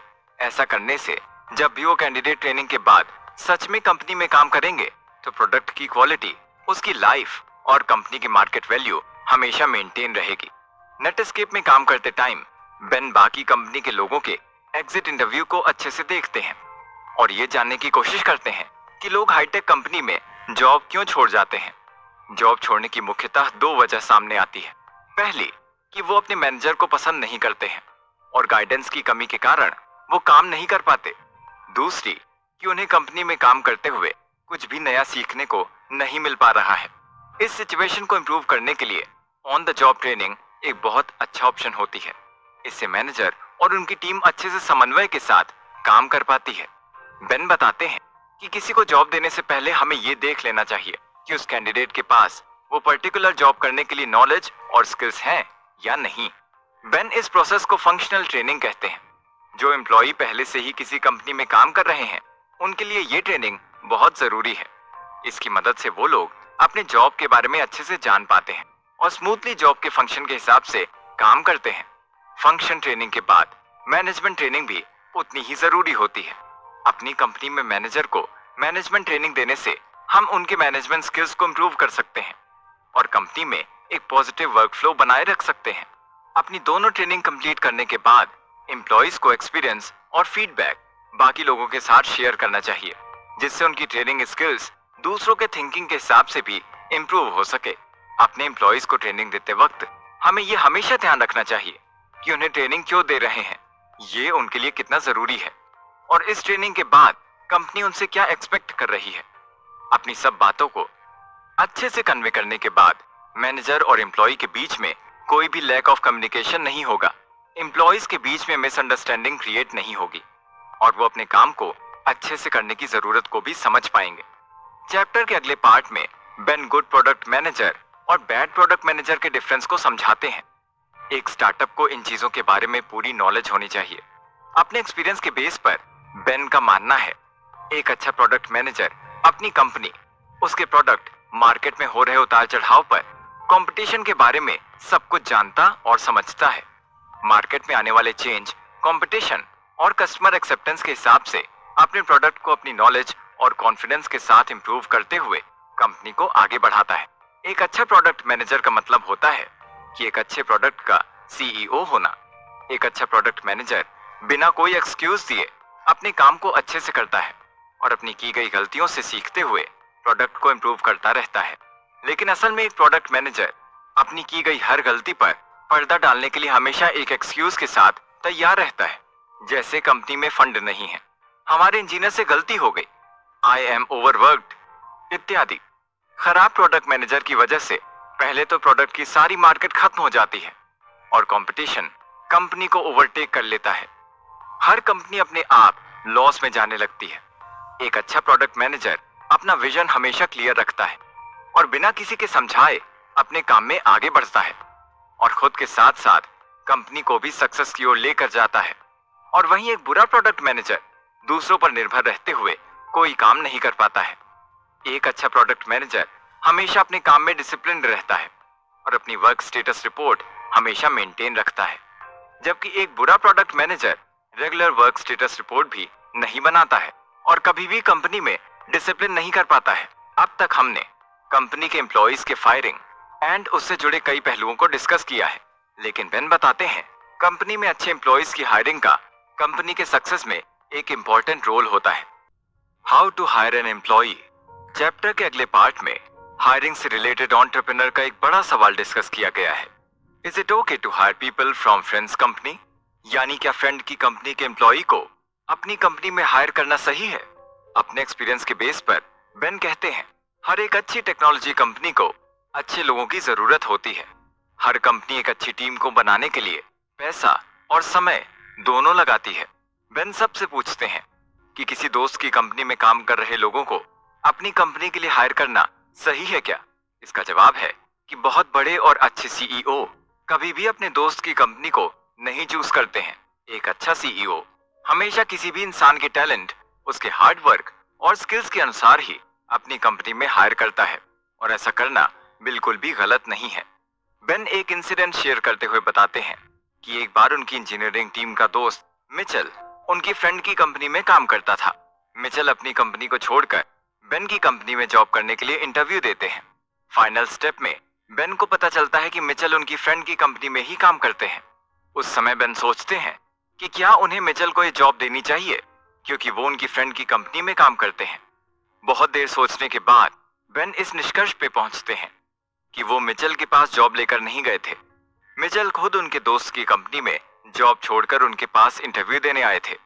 अगर बेन मिचेल को जॉब दे देते हैं तो हो सकता है कि उनकी फ्रेंड की कंपनी के और लोग भी उसे फॉलो करते हुए यहाँ आ जाएं। ऐसा करने से ना चाहते हुए भी बेन और उनकी फ्रेंड की रिलेशनशिप अपने आप खराब हो जाएगी, इसीलिए बेन ऐसा नहीं करते हैं। बेन कहते हैं कि वो लॉजिकली गलत नहीं है, क्योंकि मिचेल पहले अपनी जॉब को छोड़कर उनके पास इंटरव्यू देने आए थे, लेकिन अगर वो उन्हें जवाब दे देते तो उस वजह से वो अपना एक अच्छा दोस्त हमेशा के लिए खो देते, जो बेन को मंजूर नहीं था। एक अच्छे मेहनती और स्किल्ड एम्प्लॉय को सिर्फ ये सोचकर मना कर देना कि वो उनकी फैमिली या फ्रेंड की कंपनी में काम करता है, ये बिल्कुल भी सही बात नहीं है। ऐसी सिचुएशन को इग्नोर करने के लिए कंपनी एक रिटर्न पॉलिसी बनाती है, जिसमें वो अपनी कंपनी के सीईओ का अप्रूवल लेती है। ऐसा करने से कंपनी के सीईओ को एम्प्लॉय के बारे में सोचने का एक मौका भी मिल जाता है। और दूसरी कंपनी चला रहा दोस्त अगर उस एम्प्लॉय को फिर से हायर करते हैं तो दोनों की दोस्ती में कोई दिक्कत भी नहीं आती है। बेन बताते हैं कि हमें हमेशा अपने और अपने लोगों के बारे में सोचते हुए आगे बढ़ना चाहिए और दूसरे लोगों को भी एक नया चांस देते हुए आगे बढ़ने का मौका देना चाहिए। अगर कोई दोस्त एक दूसरे की कंसिडरेशन के साथ काम करते हैं तो उनके काम में कोई प्रॉब्लम भी नहीं आती है और दोस्ती भी हमेशा के लिए मेंटेन रहती है।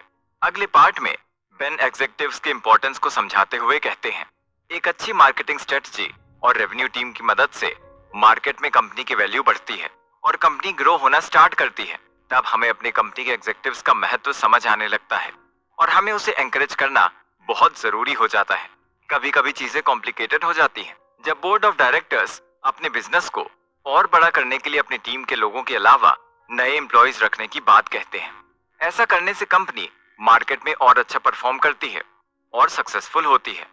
बेन कहते हैं, अपने किसी जानने वाले या दोस्त को, फैमिली मेंबर को अपने कंपनी में रखकर हम दोस्ती तो निभा लेते हैं, लेकिन वही चीज कंपनी के लिए एक बहुत बड़ा ड्रॉबैक बन जाती है जब वो लोग अपनी एबिलिटी प्रूव नहीं कर पाते हैं और लॉन्ग टर्म के लिए कंपनी को नुकसान होने लगता है। तब हमें अपनी गलती का एहसास होता है। हमें हमेशा अपनी पर्सनल और प्रोफेशनल लाइफ को अलग अलग रखना चाहिए। कंपनी को आगे बढ़ाने के लिए और सक्सेसफुल बनाने के लिए हमें हमेशा कंपनी के बारे में सोचना चाहिए, उसकी मार्केट और उसको चलाने वाले एम्प्लॉयज के बारे में पहले सोचना चाहिए। बेन कहते हैं कि किसी भी बड़ी कंपनी के एग्जीक्यूटिव को हायर करने से दो खतरनाक मिसमैच देखने को मिलते हैं। एक ही कंपनी में काम करने वाले दो एग्जीक्यूटिव्स के बीच में कभी कभी रिदम नहीं बैठ पाती है।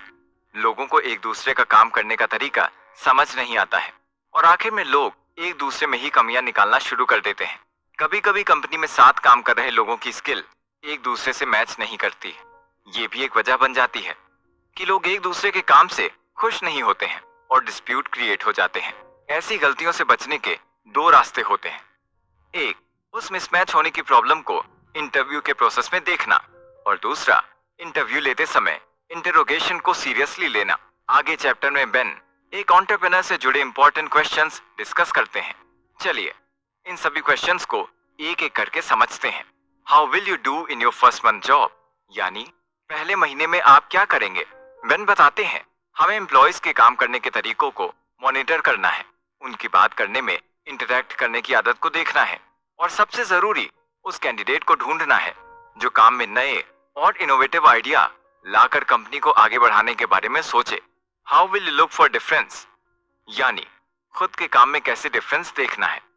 इसके जवाब में बेन कहते हैं, हमें खुद अपने काम में अंतर देखना है, अपनी पिछली जॉब और करंट जॉब के काम और वर्क एनवायरनमेंट में चेंज नोटिस करना है, अपने काम करने के एक्सपीरियंस को इवेल्युएट करना है। Why do you join a small company, हमें कंपनी के इनोवेटिव और नए आइडियाज के ऊपर ध्यान देना है। किसी भी बड़ी और छोटी कंपनी में यही डिफरेंस होता है कि वो अपनी क्रिएटिविटी पर कितना ध्यान दे रही है। अपनी क्रिएटिविटी को इम्प्रूव करके काम करने से हमें उस कंपनी से जुड़े रहने की वजह मिल जाती है। एग्रेसिवली इंटरोगेट करना चाहिए। अपने नए एग्जीक्यूटिव की हर एक स्टेप को इंटरोगेट करना बहुत जटिल काम होता है। इसको परफॉर्म करते वक्त हमें कुछ चीजें अपने दिमाग में रखनी होती है, जैसे हमें उन्हें हमेशा एक नए ऑब्जेक्टिव को देना चाहिए और उनके फीडबैक को अच्छे से इंटरोगेट करना चाहिए। कंपनी में काम कर रहे हर एग्जीक्यूटिव को अपने प्रोडक्ट, कस्टमर और मार्केट की जानकारी होनी चाहिए। हमें इसके लिए मेहनत करना चाहिए। कंपनी के हर एक एग्जीक्यूटिव को कंपनी के दूसरे स्टाफ के साथ मिलकर रहना चाहिए, जिससे वो कंपनी और उनके लोगों के बारे में अच्छे से जान सके। एक अच्छे और मोटिवेटेड एम्प्लॉय को हायर करने के लिए उसकी हर एक स्किल पर ध्यान रखना जरूरी होता है। अगर एम्प्लॉय कंपनी में काम कर रहा है तब भी हमें उसकी परफॉर्मेंस को इंस्पेक्ट करते रहना चाहिए, जिससे हमारी कंपनी आगे बढ़ती रहे। एग्जीक्यूटिव की हायरिंग को लेकर बेन एक बड़ा सवाल डिस्कस करते हैं। How do you hire someone good, यानी आप अच्छे एग्जीक्यूटिव को पहचानेंगे कैसे। बेन कहते हैं कि हमें हमेशा लोगों को अपनी जॉब और उसकी डिमांड के हिसाब से चुनना चाहिए। कभी कभी बेन को अपनी कंपनी के उस डिपार्टमेंट के लिए लोगों का इंटरव्यू लेना पड़ता है जिसके बारे में वो खुद भी ठीक से नहीं जानते हैं, जैसे इंजीनियरिंग, HR, सेल्स, मार्केटिंग इत्यादि। बेन कहते हैं कि बिना एक्सपीरियंस के कैसे कोई अच्छा एम्प्लॉय हायर कर सकता है। आइए इसे स्टेप बाय स्टेप समझते हैं। स्टेप 1, हमें हमेशा इंटरव्यू लेने से पहले उस डिपार्टमेंट के बारे में जानकारी हासिल करने की कोशिश करनी चाहिए।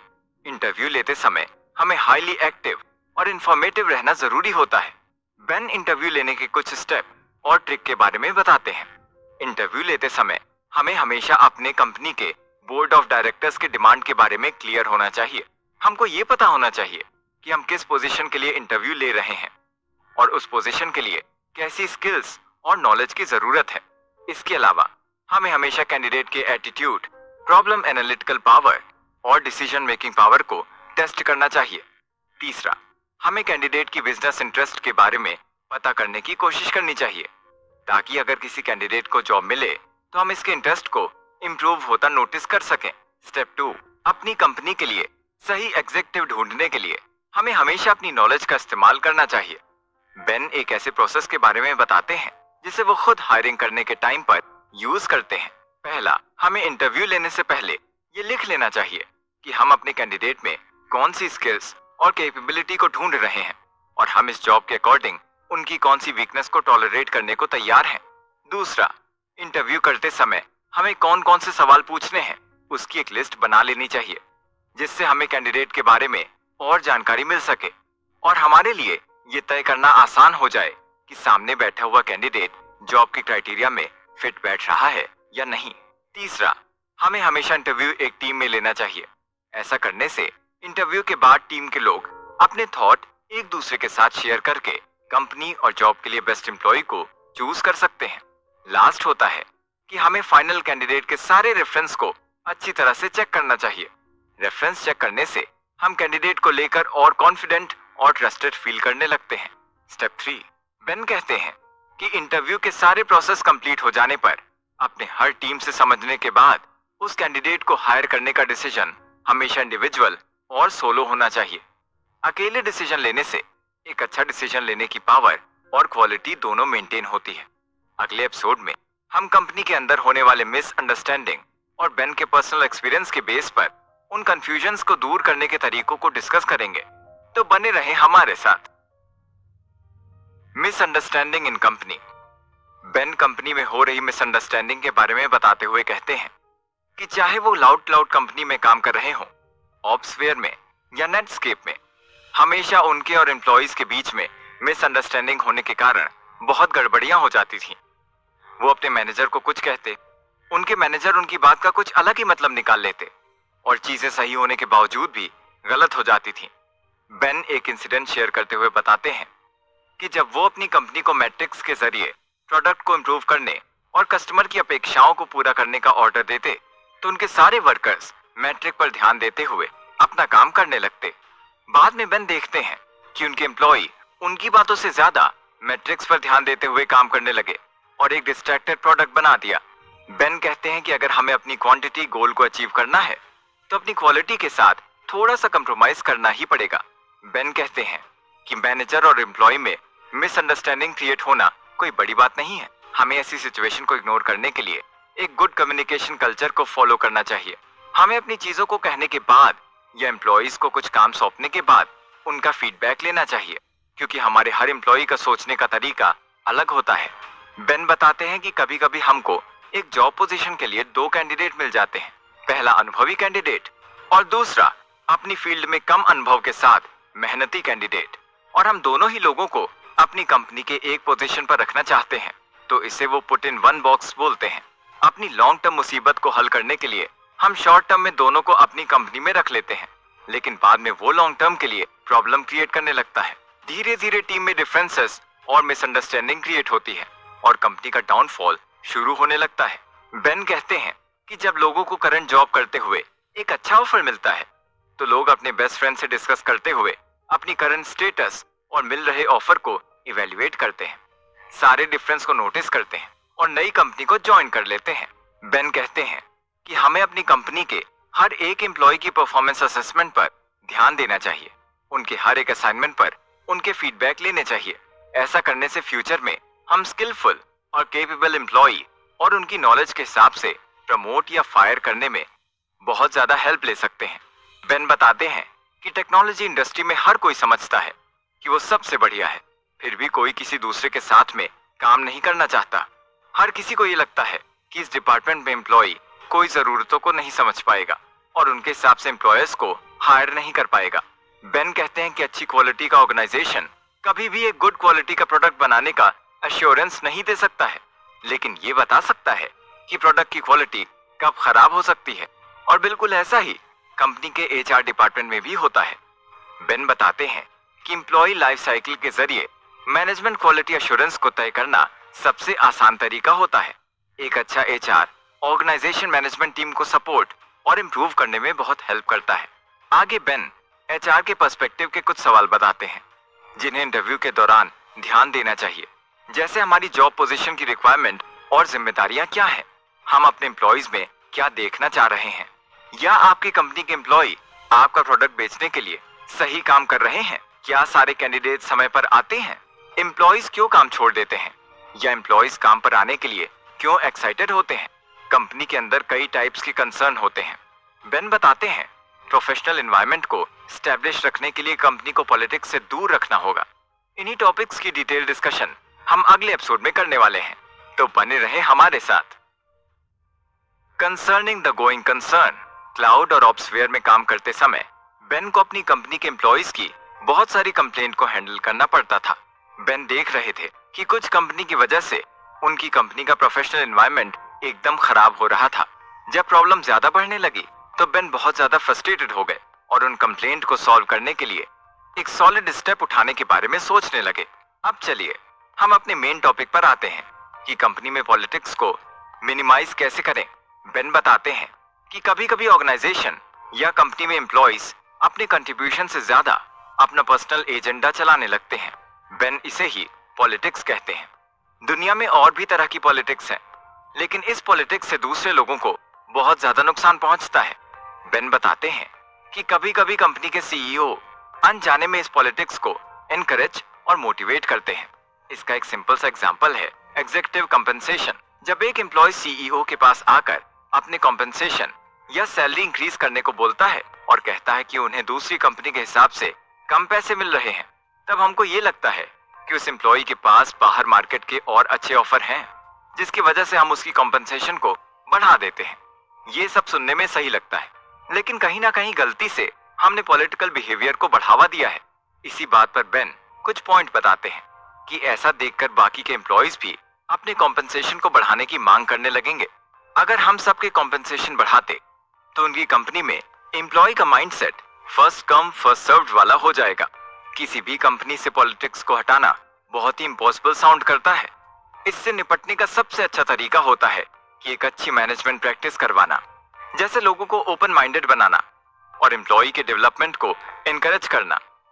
बेन कंपनी में पॉलिटिक्स को कम करने के लिए कुछ टेक्निक्स और पॉइंट बताते हैं। वो ये हैं, नंबर 1, हमें हमेशा एक सही एम्बिशन और स्किल वाले लोगों को हायर करना है। नंबर 2, पोटेंशियल पॉलिटिकल इश्यूज के लिए एक स्किल इंप्रूवमेंट प्रोसेस बनाना है। इसके अंदर हमें एम्प्लॉयज की performance evaluation, organisation design, promotion का ध्यान रखना है। नंबर 3, हमें अपने हर एम्प्लॉय की परफॉर्मेंस को इवैल्यूएट करना है, उसकी स्किल्स और टैलेंट को और उसके काम को अच्छे से परखना है। नंबर 4, उसके बाद हमें अपनी कंपनी के एम्प्लॉय को उनकी वर्क परफॉर्मेंस के हिसाब से उनकी पोजीशंस को अपडेट करने के बारे में सोचना है। नंबर 5, एम्प्लॉय परफॉर्मेंस इवैल्यूएशन के हिसाब से ही प्रमोशन देना है, ताकि दूसरे एम्प्लॉयज को ये ना लगे कि उनके साथ गलत हुआ है। आगे बेन बताते हैं कि जब किसी कैंडिडेट को हायर किया जाता है तो सबसे पहले उसकी आईक्यू पर फोकस किया जाता है, लेकिन कभी कभी हाई आईक्यू वाले पीपल भी अपने अंदर गलत एम्बिशन होने के कारण से काम नहीं कर पाते हैं। बेन कहते हैं कि हमें हमेशा एम्प्लॉय हायर करते वक्त उसके अंदर आईक्यू के साथ साथ एक राइट एम्बिशन को भी देखना बहुत ज्यादा जरूरी होता है। बेन बताते हैं कि कॉम्प्लेक्स कैरेक्टर ट्रेंड की वजह से कोई एक पर्टिकुलर रास्ता नहीं होता है कि इंटरव्यू के टाइम किसी भी कैंडिडेट के एम्बिशन को परफेक्टली स्क्रीन किया जा सके, लेकिन बेन कुछ थॉट्स बताते हैं जिससे हमें एम्प्लॉय के एम्बिशन को स्क्रीन करने में मदद मिलती है। इंटरव्यू के दौरान कैंडिडेट से बात करते समय हमें नोटिस करना चाहिए कि उसकी थिंकिंग सिर्फ खुद के आगे बढ़ने में है या कंपनी को साथ में लेकर आगे बढ़ने में। अगर कोई कैंडिडेट सिर्फ अपने करियर को इम्प्रूव करने के बारे में सोचता है तो वो कंपनी के लिए एक अच्छा एम्प्लॉय साबित नहीं होगा। हमें उस कैंडिडेट को चूज करना चाहिए जो अपने साथ साथ कंपनी को भी आगे बढ़ाने और सक्सेसफुल बनाने के बारे में सोचता हो। आगे एम्प्लॉइज के प्रमोशन और जॉब टाइटल की बात करें तो काफी स्टार्टअप कंपनीज के एम्प्लॉय हैं जिनके जॉब की कोई टाइटल नहीं होती है। ऐसा करना सही भी है क्योंकि वो इस समय ऐसी कंपनी में काम कर रहे होते हैं जो अभी मार्केट में लॉन्च हो रही है और अपनी वैल्यू बना रही है। ऐसे में बिना टाइटल के सिर्फ कंपनी के लिए काम करने से कंपनी का एनवायरनमेंट बिना पॉलिटिक्स के हमेशा साफ रहता है और कंपनी एक अच्छी परफॉर्मेंस के साथ आगे बढ़ पाती है। अब एक बड़ा सवाल उठता है कि अगर सब कुछ बिना जॉब टाइटल के ही हो सकता है तो कंपनी ने आखिर जॉब टाइटल्स बनाया ही क्यों है? जॉब के टाइटल्स बनाने के दो इंपॉर्टेंट फैक्टर्स हैं। पहला कि हर इंसान को अपनी जॉब टाइटल चाहिए। हर एम्प्लॉय अपनी मेहनत और स्किल से अपनी कंपनी में प्रमोशन और जॉब प्रोफाइल को मेंटेन करना चाहता है। इसके लिए एक जॉब टाइटल का होना बहुत जरूरी है। दूसरा, कंपनी को पता चल सके कि उनका कौन सा एम्प्लॉय क्या और कौन सा काम कर रहा है। जॉब टाइटल होने से एम्प्लॉय को अपने स्किल्स और टैलेंट के हिसाब से जॉब ऑफर मिलते हैं और इसे इम्प्रूव करते हुए प्रमोशन भी मिलता है। एक जॉब टाइटल होने से हमें एम्प्लॉय के परफॉर्मेंस को इवैल्यूएट करने में मदद मिलती है और उनकी मेहनत के हिसाब से उन्हें प्रमोशन देने में आसानी होती है। इन सब काम को एक अच्छी मैनेजमेंट टीम ही कर सकती है। बेन बताते हैं कि कंपनी को आगे बढ़ाने के लिए और मार्केट में कंपटीशन से लड़ने के लिए कंपनी का हार्ड वर्किंग, रिलायबल और एक अच्छी मैनेजमेंट टीम का होना बहुत जरूरी है। कभी कभी कंपनी में कुछ ज्यादा ही स्मार्ट एम्प्लॉय होने के कारण कंपनी आगे बढ़ने की बजाय पीछे आने लगती है। जब कोई एम्प्लॉय अपना पर्सनल एजेंडा चलाने लगता है और उसकी वजह से कंपनी इंप्रूव होने के बजाय कंपनी पर नेगेटिव इम्पैक्ट पड़ने लगते हैं, उस दिन से वो एम्प्लॉय कंपनी के लिए नहीं सिर्फ अपने लिए काम करता है। ऐसा माइंडसेट वाला एम्प्लॉय कंपनी के वर्क फ्लो और मार्केट दोनों को बर्बाद कर देता है। बेन बताते हैं कि कोई एम्प्लॉय ऐसा क्यों करता है। पहला, या तो वो इमेच्योर है या तो वो डिसएम्पावर्ड है। बेन बताते हैं कि ऑप्सवेयर में काम करने के टाइम उन्होंने एक एम्प्लॉय को हायर किया था जिसके अच्छे वर्क और मेहनत के कारण उसे बहुत जल्दी प्रमोशन भी दे दिया था। प्रमोशन के बाद एम्प्लॉय अपने काम को ठीक से नहीं करने लगा, प्रोजेक्ट की डेडलाइन मिस होने लगी। वो हर बात पर आकर माफी मांग लेता, लेकिन उसका बिहेवियर बिल्कुल ही चेंज नहीं होता था। इन चीजों से निपटना कंपनी के लिए चैलेंजिंग होता है। आगे बेन बताते हैं, आमतौर पर किसी भी कंपनी के सक्सेस में एक्सपीरियंस्ड और सीनियर एम्प्लॉय का बड़ा रोल होता है। जब भी कोई अपनी कंपनी को स्टार्ट करने के बारे में सोचता है तो उसके लिए एक सीनियर एक्सपीरियंस बंदे को हायर करना बहुत जरूरी होता है। ऐसा करने से हमारी कंपनी को एक अच्छी गाइडेंस मिलती है और हमारी डिसीजन मेकिंग पावर को भी एक सपोर्ट मिलता है। बेन बताते हैं कि किसी सीनियर इंसान को कंपनी में हायर करने के बाद कुछ चैलेंजेस का सामना भी करना पड़ता है। जैसे वो अपनी पुरानी कंपनी के कम्युनिकेशन कल्चर और हैबिट के साथ नई कंपनी में आते हैं।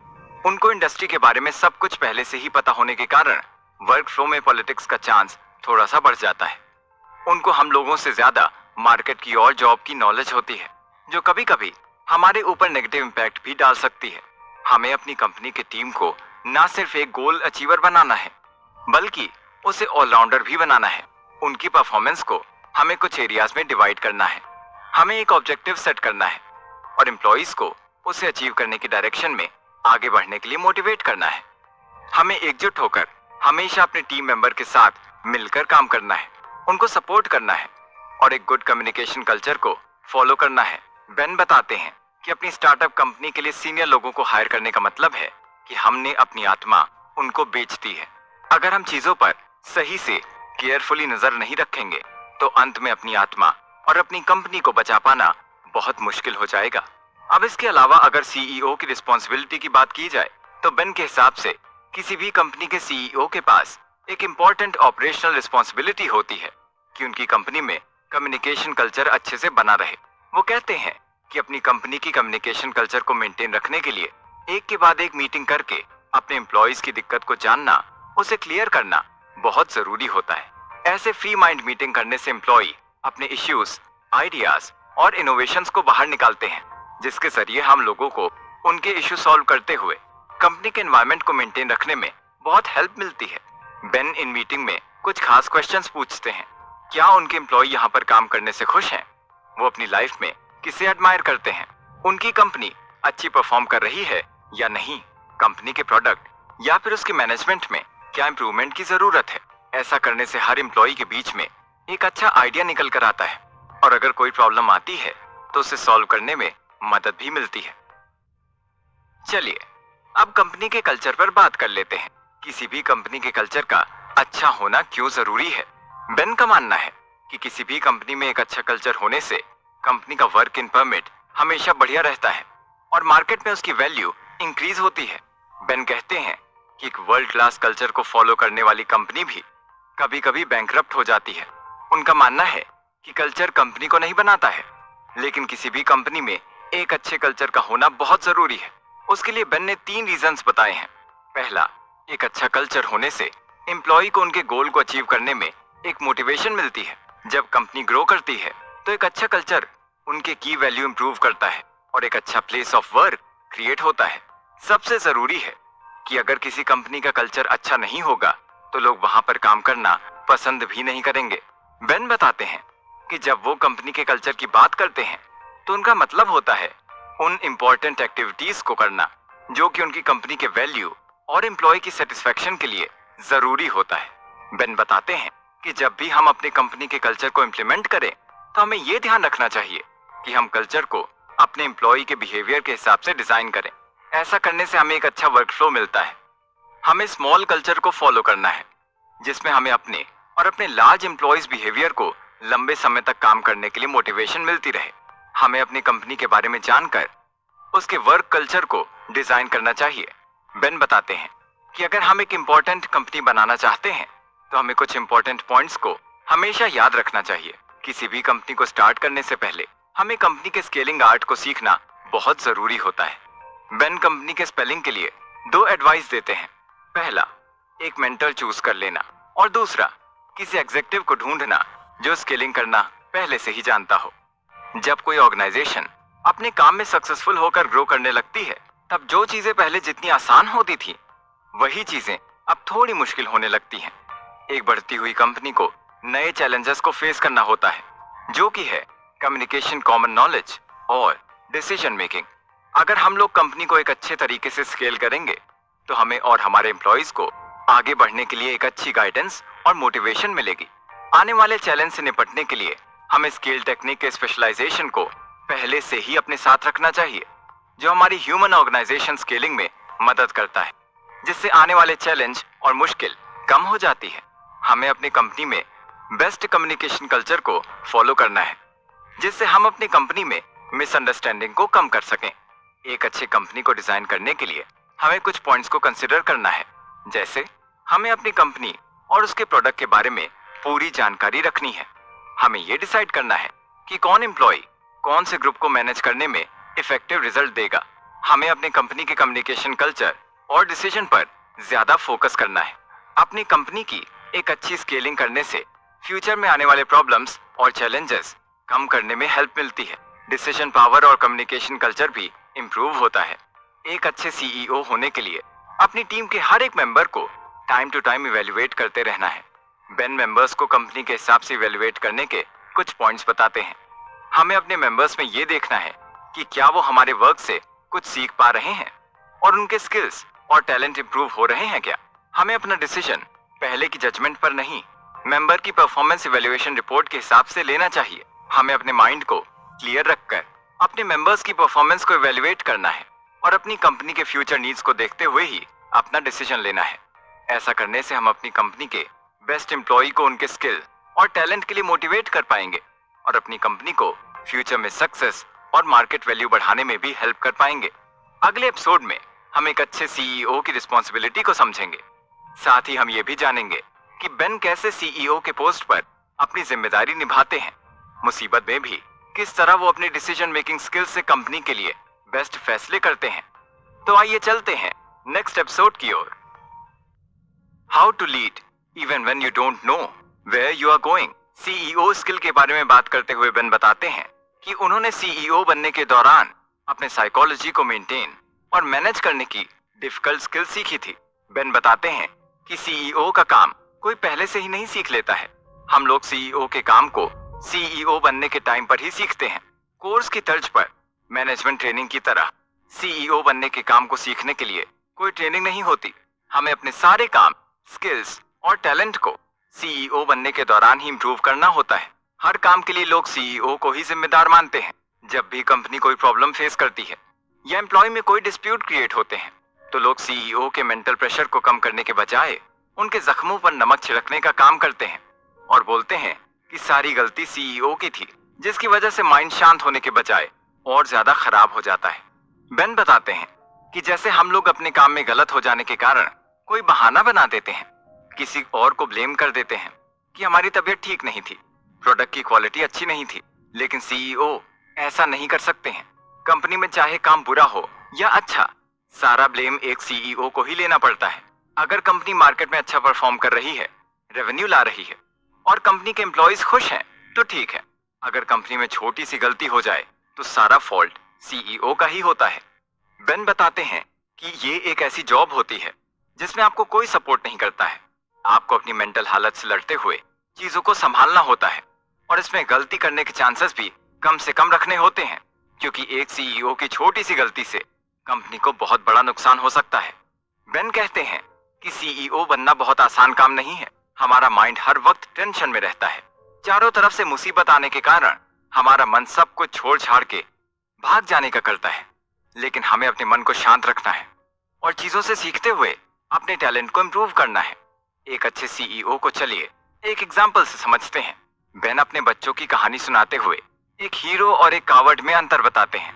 वो कहते हैं कि एक हीरो और एक विलन दोनों ही बहुत ब्रेव होते हैं। उन दोनों में बस इतना अंतर होता है कि विलन गिरने और चोट लगने से डरता है और अपनी मुसीबतों से भागता है। उसी जगह एक हीरो अपनी मुसीबत को फेस करता है, उनसे लड़ता है और अपने लाइफ में सक्सेस हासिल करता है। बेन कहते हैं कि हमें अपने लाइफ में आने वाली हर मुसीबत को करेज के साथ बिना डरे फेस करना चाहिए और उनसे लड़कर अपनी स्किल्स को इम्प्रूव करते हुए लाइफ में आगे बढ़ना चाहिए। फियर और करेज में बहुत छोटी सी लाइन का ही डिफरेंस होता है, लेकिन दोनों ही चीजें हमारी लाइफ पर बहुत ज्यादा इम्पैक्ट डालती हैं। एक अच्छा सीईओ वही होता है जो अपनी लाइफ में बिना डरे हिम्मत के साथ अपनी लाइफ और कंपनी में आने वाली मुसीबतों से लड़ता है और अच्छा फैसला लेकर आगे बढ़ता है। उसी तरह एक डरा हुआ सीईओ वो होता है जो अपनी लाइफ और कंपनी पर आने वाली हर एक मुसीबत से डरता है, भागता है और अपनी गलतियों का ब्लेम दूसरों पर डालकर बिना कुछ सीखे आगे बढ़ता रहता है। ऐसा करने से ना सिर्फ वो कंपनी को नुकसान पहुंचाता है, बल्कि अपने आप को भी आगे बढ़ने से रोकता है। अपनी लाइफ में आने वाली मुसीबतों से सीखकर हम अपने करेज को और मजबूती के साथ डेवलप करते हैं और वो वक्त के साथ मजबूत होता चला जाता है। बेन बताते हैं कि एक बड़ी कंपनी को चलाने के लिए डिसीजन कल्चर और टेक्नोलॉजी की नॉलेज होना बहुत जरूरी है। बेन बताते हैं कि वो अपनी कंपनी को चलाने के लिए दो मेजर चीज पर फोकस करते हैं।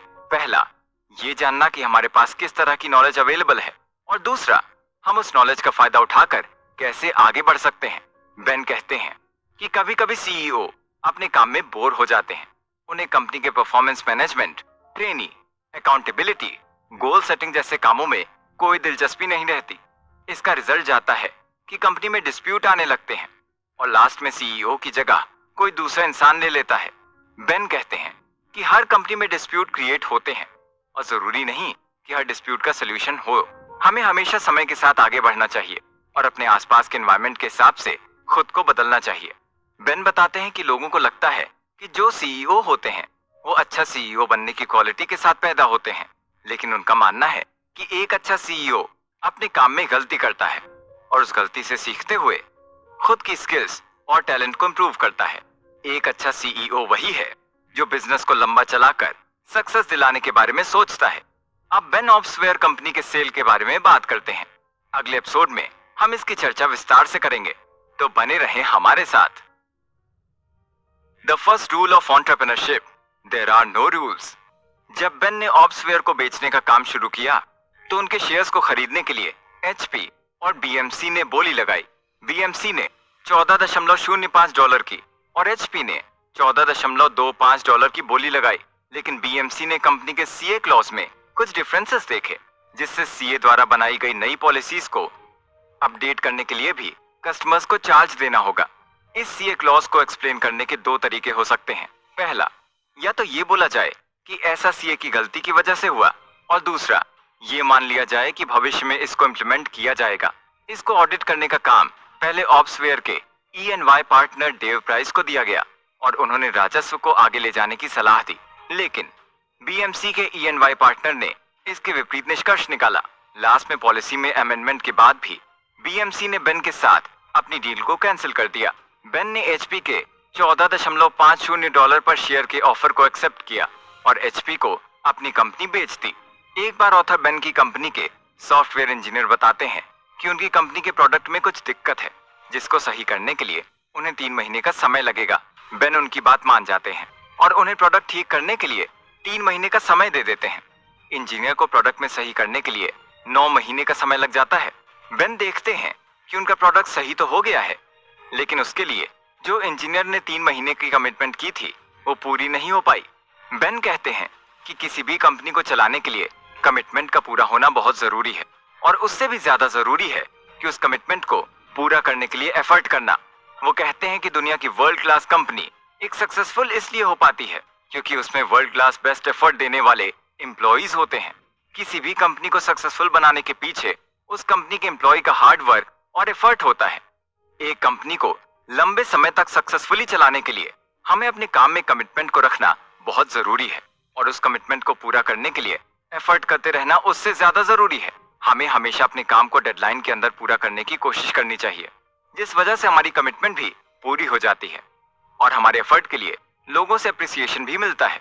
बेन बताते हैं कि किसी भी काम को करने के लिए अकाउंटेबिलिटी और कमिटमेंट जरूरी है, लेकिन उससे ज्यादा जरूरी है कि हम अपने कमिटमेंट को पूरा करने के लिए अपना पूरा एफर्ट लगाकर हार्ड वर्क करें और अपने कमिटमेंट को समय से पूरा करने की कोशिश करें। आगे बेन कहते हैं कि एक बार उनकी कंपनी में कस्टमर सपोर्ट टीम और सेल्स इंजीनियरिंग टीम के बीच में एक इशू क्रिएट हो गया था। इंजीनियरिंग टीम कस्टमर सपोर्ट पर इल्जाम लगाते हुए कहती है कि कस्टमर सपोर्ट अपने काम को सही से नहीं कर रही है और कस्टमर्स को रिस्पॉन्स ना देते हुए उनके प्रोडक्ट को फिक्स भी नहीं कर रही है। उसी पर कस्टमर सपोर्ट टीम रिस्पॉन्स करते हुए कहती है कि सेल्स इंजीनियरिंग टीम अपने प्रोडक्ट को बिना चेक किए पास कर देती है। बेन ये सब देखकर बहुत परेशान हो जाते हैं और उन्हें समझ नहीं आता कि वो क्या करें। उस समय पर वो टीवी पर फ्रीकी फ्राइडे नाम की एक मोशन पिक्चर देखते थे। उस मूवी से इंस्पायर होकर उन्होंने फ्रीकी फ्राइडे मैनेजमेंट टेक्निक नाम के मेथड को इन्वेंट किया। अगले दिन वो कस्टमर सपोर्ट टीम और सेल्स इंजीनियरिंग टीम के हेड की जॉब को एक दूसरे से बदल देते हैं, जिससे आने वाले कुछ समय तक कस्टमर टीम का हेड सेल्स टीम की रिस्पॉन्सिबिलिटी संभालेगा और सेल टीम का हेड कस्टमर टीम को मैनेज करेगा। ऐसा करने के बाद दोनों ही टीम के हेड एक दूसरे की परेशानी को ठीक से समझ जाते हैं और आगे से एक दूसरे की मदद से प्रॉब्लम को सॉल्व करने की कोशिश करते हैं। बेन ये सब के लिए फ्रीकी फ्राइडे को थैंक यू बोलते हैं, जिसकी वजह से उन्हें इतनी अच्छी मैनेजमेंट टेक्निक का आइडिया आया। बेन कहते हैं कि हम तब तक एक वर्ल्ड क्लास कंपनी को नहीं बना सकते हैं जब तक कि हमारी कंपनी की टीम मेंटेन और मोटिवेट नहीं रहती। हर सीईओ अपनी कंपनी के लिए दुनिया का सबसे बेस्ट एम्प्लॉय ढूंढकर उसे हायर करना चाहता है। वो अपने एम्प्लॉय से उनके पहले दिन ही उनके काम में 100% सपोर्ट रखने की उम्मीद रखता है। बेन कहते हैं कि हमें समझना चाहिए कि किसी भी इंसान का इंटरव्यू लेकर और उसकी रेफरेंस को चेक करके हम फ्यूचर में कंपनी के लिए उसके एफर्ट को नहीं जान सकते हैं। हमें अपने एम्प्लॉय को अपने काम में अच्छा और उनकी स्किल को इम्प्रूव करने के लिए ट्रेनिंग देनी पड़ती है और टाइम टू टाइम उनकी परफॉर्मेंस को इवेल्युएट करना होता है। बेन बताते हैं कि एक अच्छा सीईओ वही होता है जो अपने एम्प्लॉय और उसके काम को हर वक्त मोटिवेट करता है, उनकी गलती पर उन्हें सही से समझाता है, उनके अच्छे काम करने के लिए उन्हें अप्रिशिएट करता है और हर वक्त उनके साथ खड़ा रहता है। एक सीईओ के लिए उसकी कंपनी और कंपनी के लोग ही उसकी प्रायोरिटी होनी चाहिए। आगे बेन कहते हैं कि एक सीईओ के लिए अपनी कंपनी को बेचना एक सबसे डिफिकल्ट डिसीजन होता है। जिस कंपनी के लिए वो काम करता है उसके लिए दिन रात मेहनत करता है और उसी कंपनी को बेच पाना एक सीईओ के लिए बहुत मुश्किल सी बात हो जाती है। एक अच्छा सीईओ ये जानता है कि अपनी कंपनी को मार्केट में बुरी तरह फेल होने से और बैंकरप्ट होने से बचाने के लिए उसे ना चाहते हुए भी कंपनी को बेचना होता है या फिर उसे हमेशा के लिए बंद करना पड़ता है। बेन बताते हैं कि मार्केट में आ रहे चेंज और अपने कॉम्पिटिटिव ब्लेड लॉजिक की बढ़ती हुई मार्केट वैल्यू के कारण ही उन्हें अपनी कंपनी ऑप्सवेयर को बेचनी पड़ी थी। अगर वो अपनी कंपनी को ना बेचते तो उनकी कंपनी और उस कंपनी के लोग बैंकरप्ट हो जाते। तो अपनी कंपनी को उस सिचुएशन से बचाने के लिए बेन को कंपनी बेचने का ये बड़ा फैसला लेना पड़ा था। बेन कहते हैं कि अपनी कंपनी को बेचने के डिसीजन को फेस करना आसान नहीं होता, इसीलिए हमें पहले से ही खुद को मेंटली और इमोशनली प्रिपेयर करना शुरू कर देना चाहिए। पहले से ही प्रिपेयर रहने की वजह से हमें अपनी कंपनी को बेचने के डिसीजन लेने में काफी हेल्प मिलती है। चलिए अगले एपिसोड में हम बेन की उस लाइफ एक्सपीरियंस पर एक नजर डालते हैं जब वो अपनी कंपनी सेल कर देते हैं और अपनी आने वाली लाइफ के बारे में सोचते हैं। तो बने रहे हमारे साथ। The end of the beginning. Ben अपनी ऑप्सवेयर कंपनी को बेचने के बाद की लाइफ और एक्सपीरियंस को शेयर करते हैं, जिसको हम लोग इस एपिसोड में डिस्कस करेंगे। बेन बताते हैं कि अपनी कंपनी को बेचने के बाद वो बहुत ज्यादा निराश हो गए थे। वो सब कुछ छोड़कर कहीं भाग जाना चाहते थे। उनको लग रहा था कि वो अपनी लाइफ में अपनी कंपनी और अपनी फैमिली के लिए एक फेलियर साबित हो गए हैं। बेन अपनी कंपनी के बिक जाने के बाद HP कंपनी में 1 साल काम करते हैं। वो अपनी आने वाली लाइफ के बारे में सोचते हैं और खुद से सवाल पूछते हैं कि क्या उन्हें एक नई कंपनी को शुरू करना चाहिए, क्या उन्हें दूसरे की कंपनी में CEO की पोस्ट को हैंडल करना चाहिए, या फिर रिटायरमेंट लेकर कुछ और काम करना चाहिए। वो जितना अपनी आने वाली जिंदगी के बारे में सोचते थे, उतना ही उन्हें अपने पास्ट के ऊपर रिग्रेट होता था। बेन बहुत देर सोचने के बाद खुद को मोटिवेट करते हैं कि अभी भी सब कुछ खत्म नहीं हुआ है। अगर वो अपनी कंपनी को ना बेचते तो उनकी कंपनी और कंपनी के लोग बैंकरप्ट हो जाते। उन्होंने जो भी किया वो अपनी कंपनी को एकदम बुरी हालत से बचाने के लिए किया, जो कि बहुत जरूरी भी था। बेन अपने पास के एक्सपीरियंस में की गई गलतियों से एक लेसन सीखते हैं और आने वाली लाइफ के लिए खुद को मोटिवेट करते हैं। वो कहते हैं कि हमारी लाइफ में आने वाली मुश्किल चीजें हमेशा से मुश्किल ही रहेंगी। हमें बस उन मुश्किल चीजों से निपटना सीखना है। हमें अपने सपने को पूरा करने के लिए स्ट्रगल करना है और स्ट्रगल करते हुए भी एक पीस के साथ जिंदगी में आगे बढ़ना है। आज बेन एक सक्सेसफुल वेंचर कैपिटल का बिजनेस चला रहे हैं और अपनी लाइफ में अपने परिवार के साथ बहुत खुश हैं। इसी के साथ ये मोटिवेटिंग और इंस्पायरिंग बुक समरी यहीं खत्म होती है। About the book summary and the author. ये बुक समरी बेन होरोविट्ज के बायोग्राफी पर बेस्ड है, जिन्होंने अपनी कंपनी ऑप्सवेयर को $1.6 बिलियन में बेचा था। वो बताते हैं कि जब वो अपने करियर के पीक पर थे तो उस टाइम वो बच्चों की तरह सोते थे और हर 2 घंटे पर जागने के बाद रोने लगते थे। वो समझ नहीं पा रहे थे कि वो इस सिचुएशन को कैसे हैंडल करें। बेन अपनी बायोग्राफी और सक्सेस स्टोरी और बिजनेस मूव के बारे में डिस्कस करते हुए बताते हैं कि कैसे वो अपनी लाइफ में सक्सेस पाते हैं और वो सक्सेस पाने के लिए उन्हें कौन कौन से स्ट्रगल और प्रॉब्लम्स को फेस करना पड़ा है। बेन होरोविच एक silicon valley based venture capital firm के को-फाउंडर और मार्क एंडरसन के जनरल पार्टनर हैं। बेन की कंपनी ने फेसबुक, पिंटरेस्ट, ट्विटर जैसी बड़ी कंपनियों में अपना पैसा इन्वेस्ट किया है। इससे पहले बेन लाउड और ऑप्सवेयर कंपनी के को-फाउंडर और CEO भी रह चुके हैं। इसके साथ Ben the New York times, Fortune, the wall street journal और भी बहुत सारी मैगजीन्स और न्यूज़पेपर में फीचर्ड हो चुके हैं। बेन इस समय अपनी वाइफ फिलिसिया और अपने बच्चों के साथ सैन फ्रांसिस्को एरिया में रहते हैं।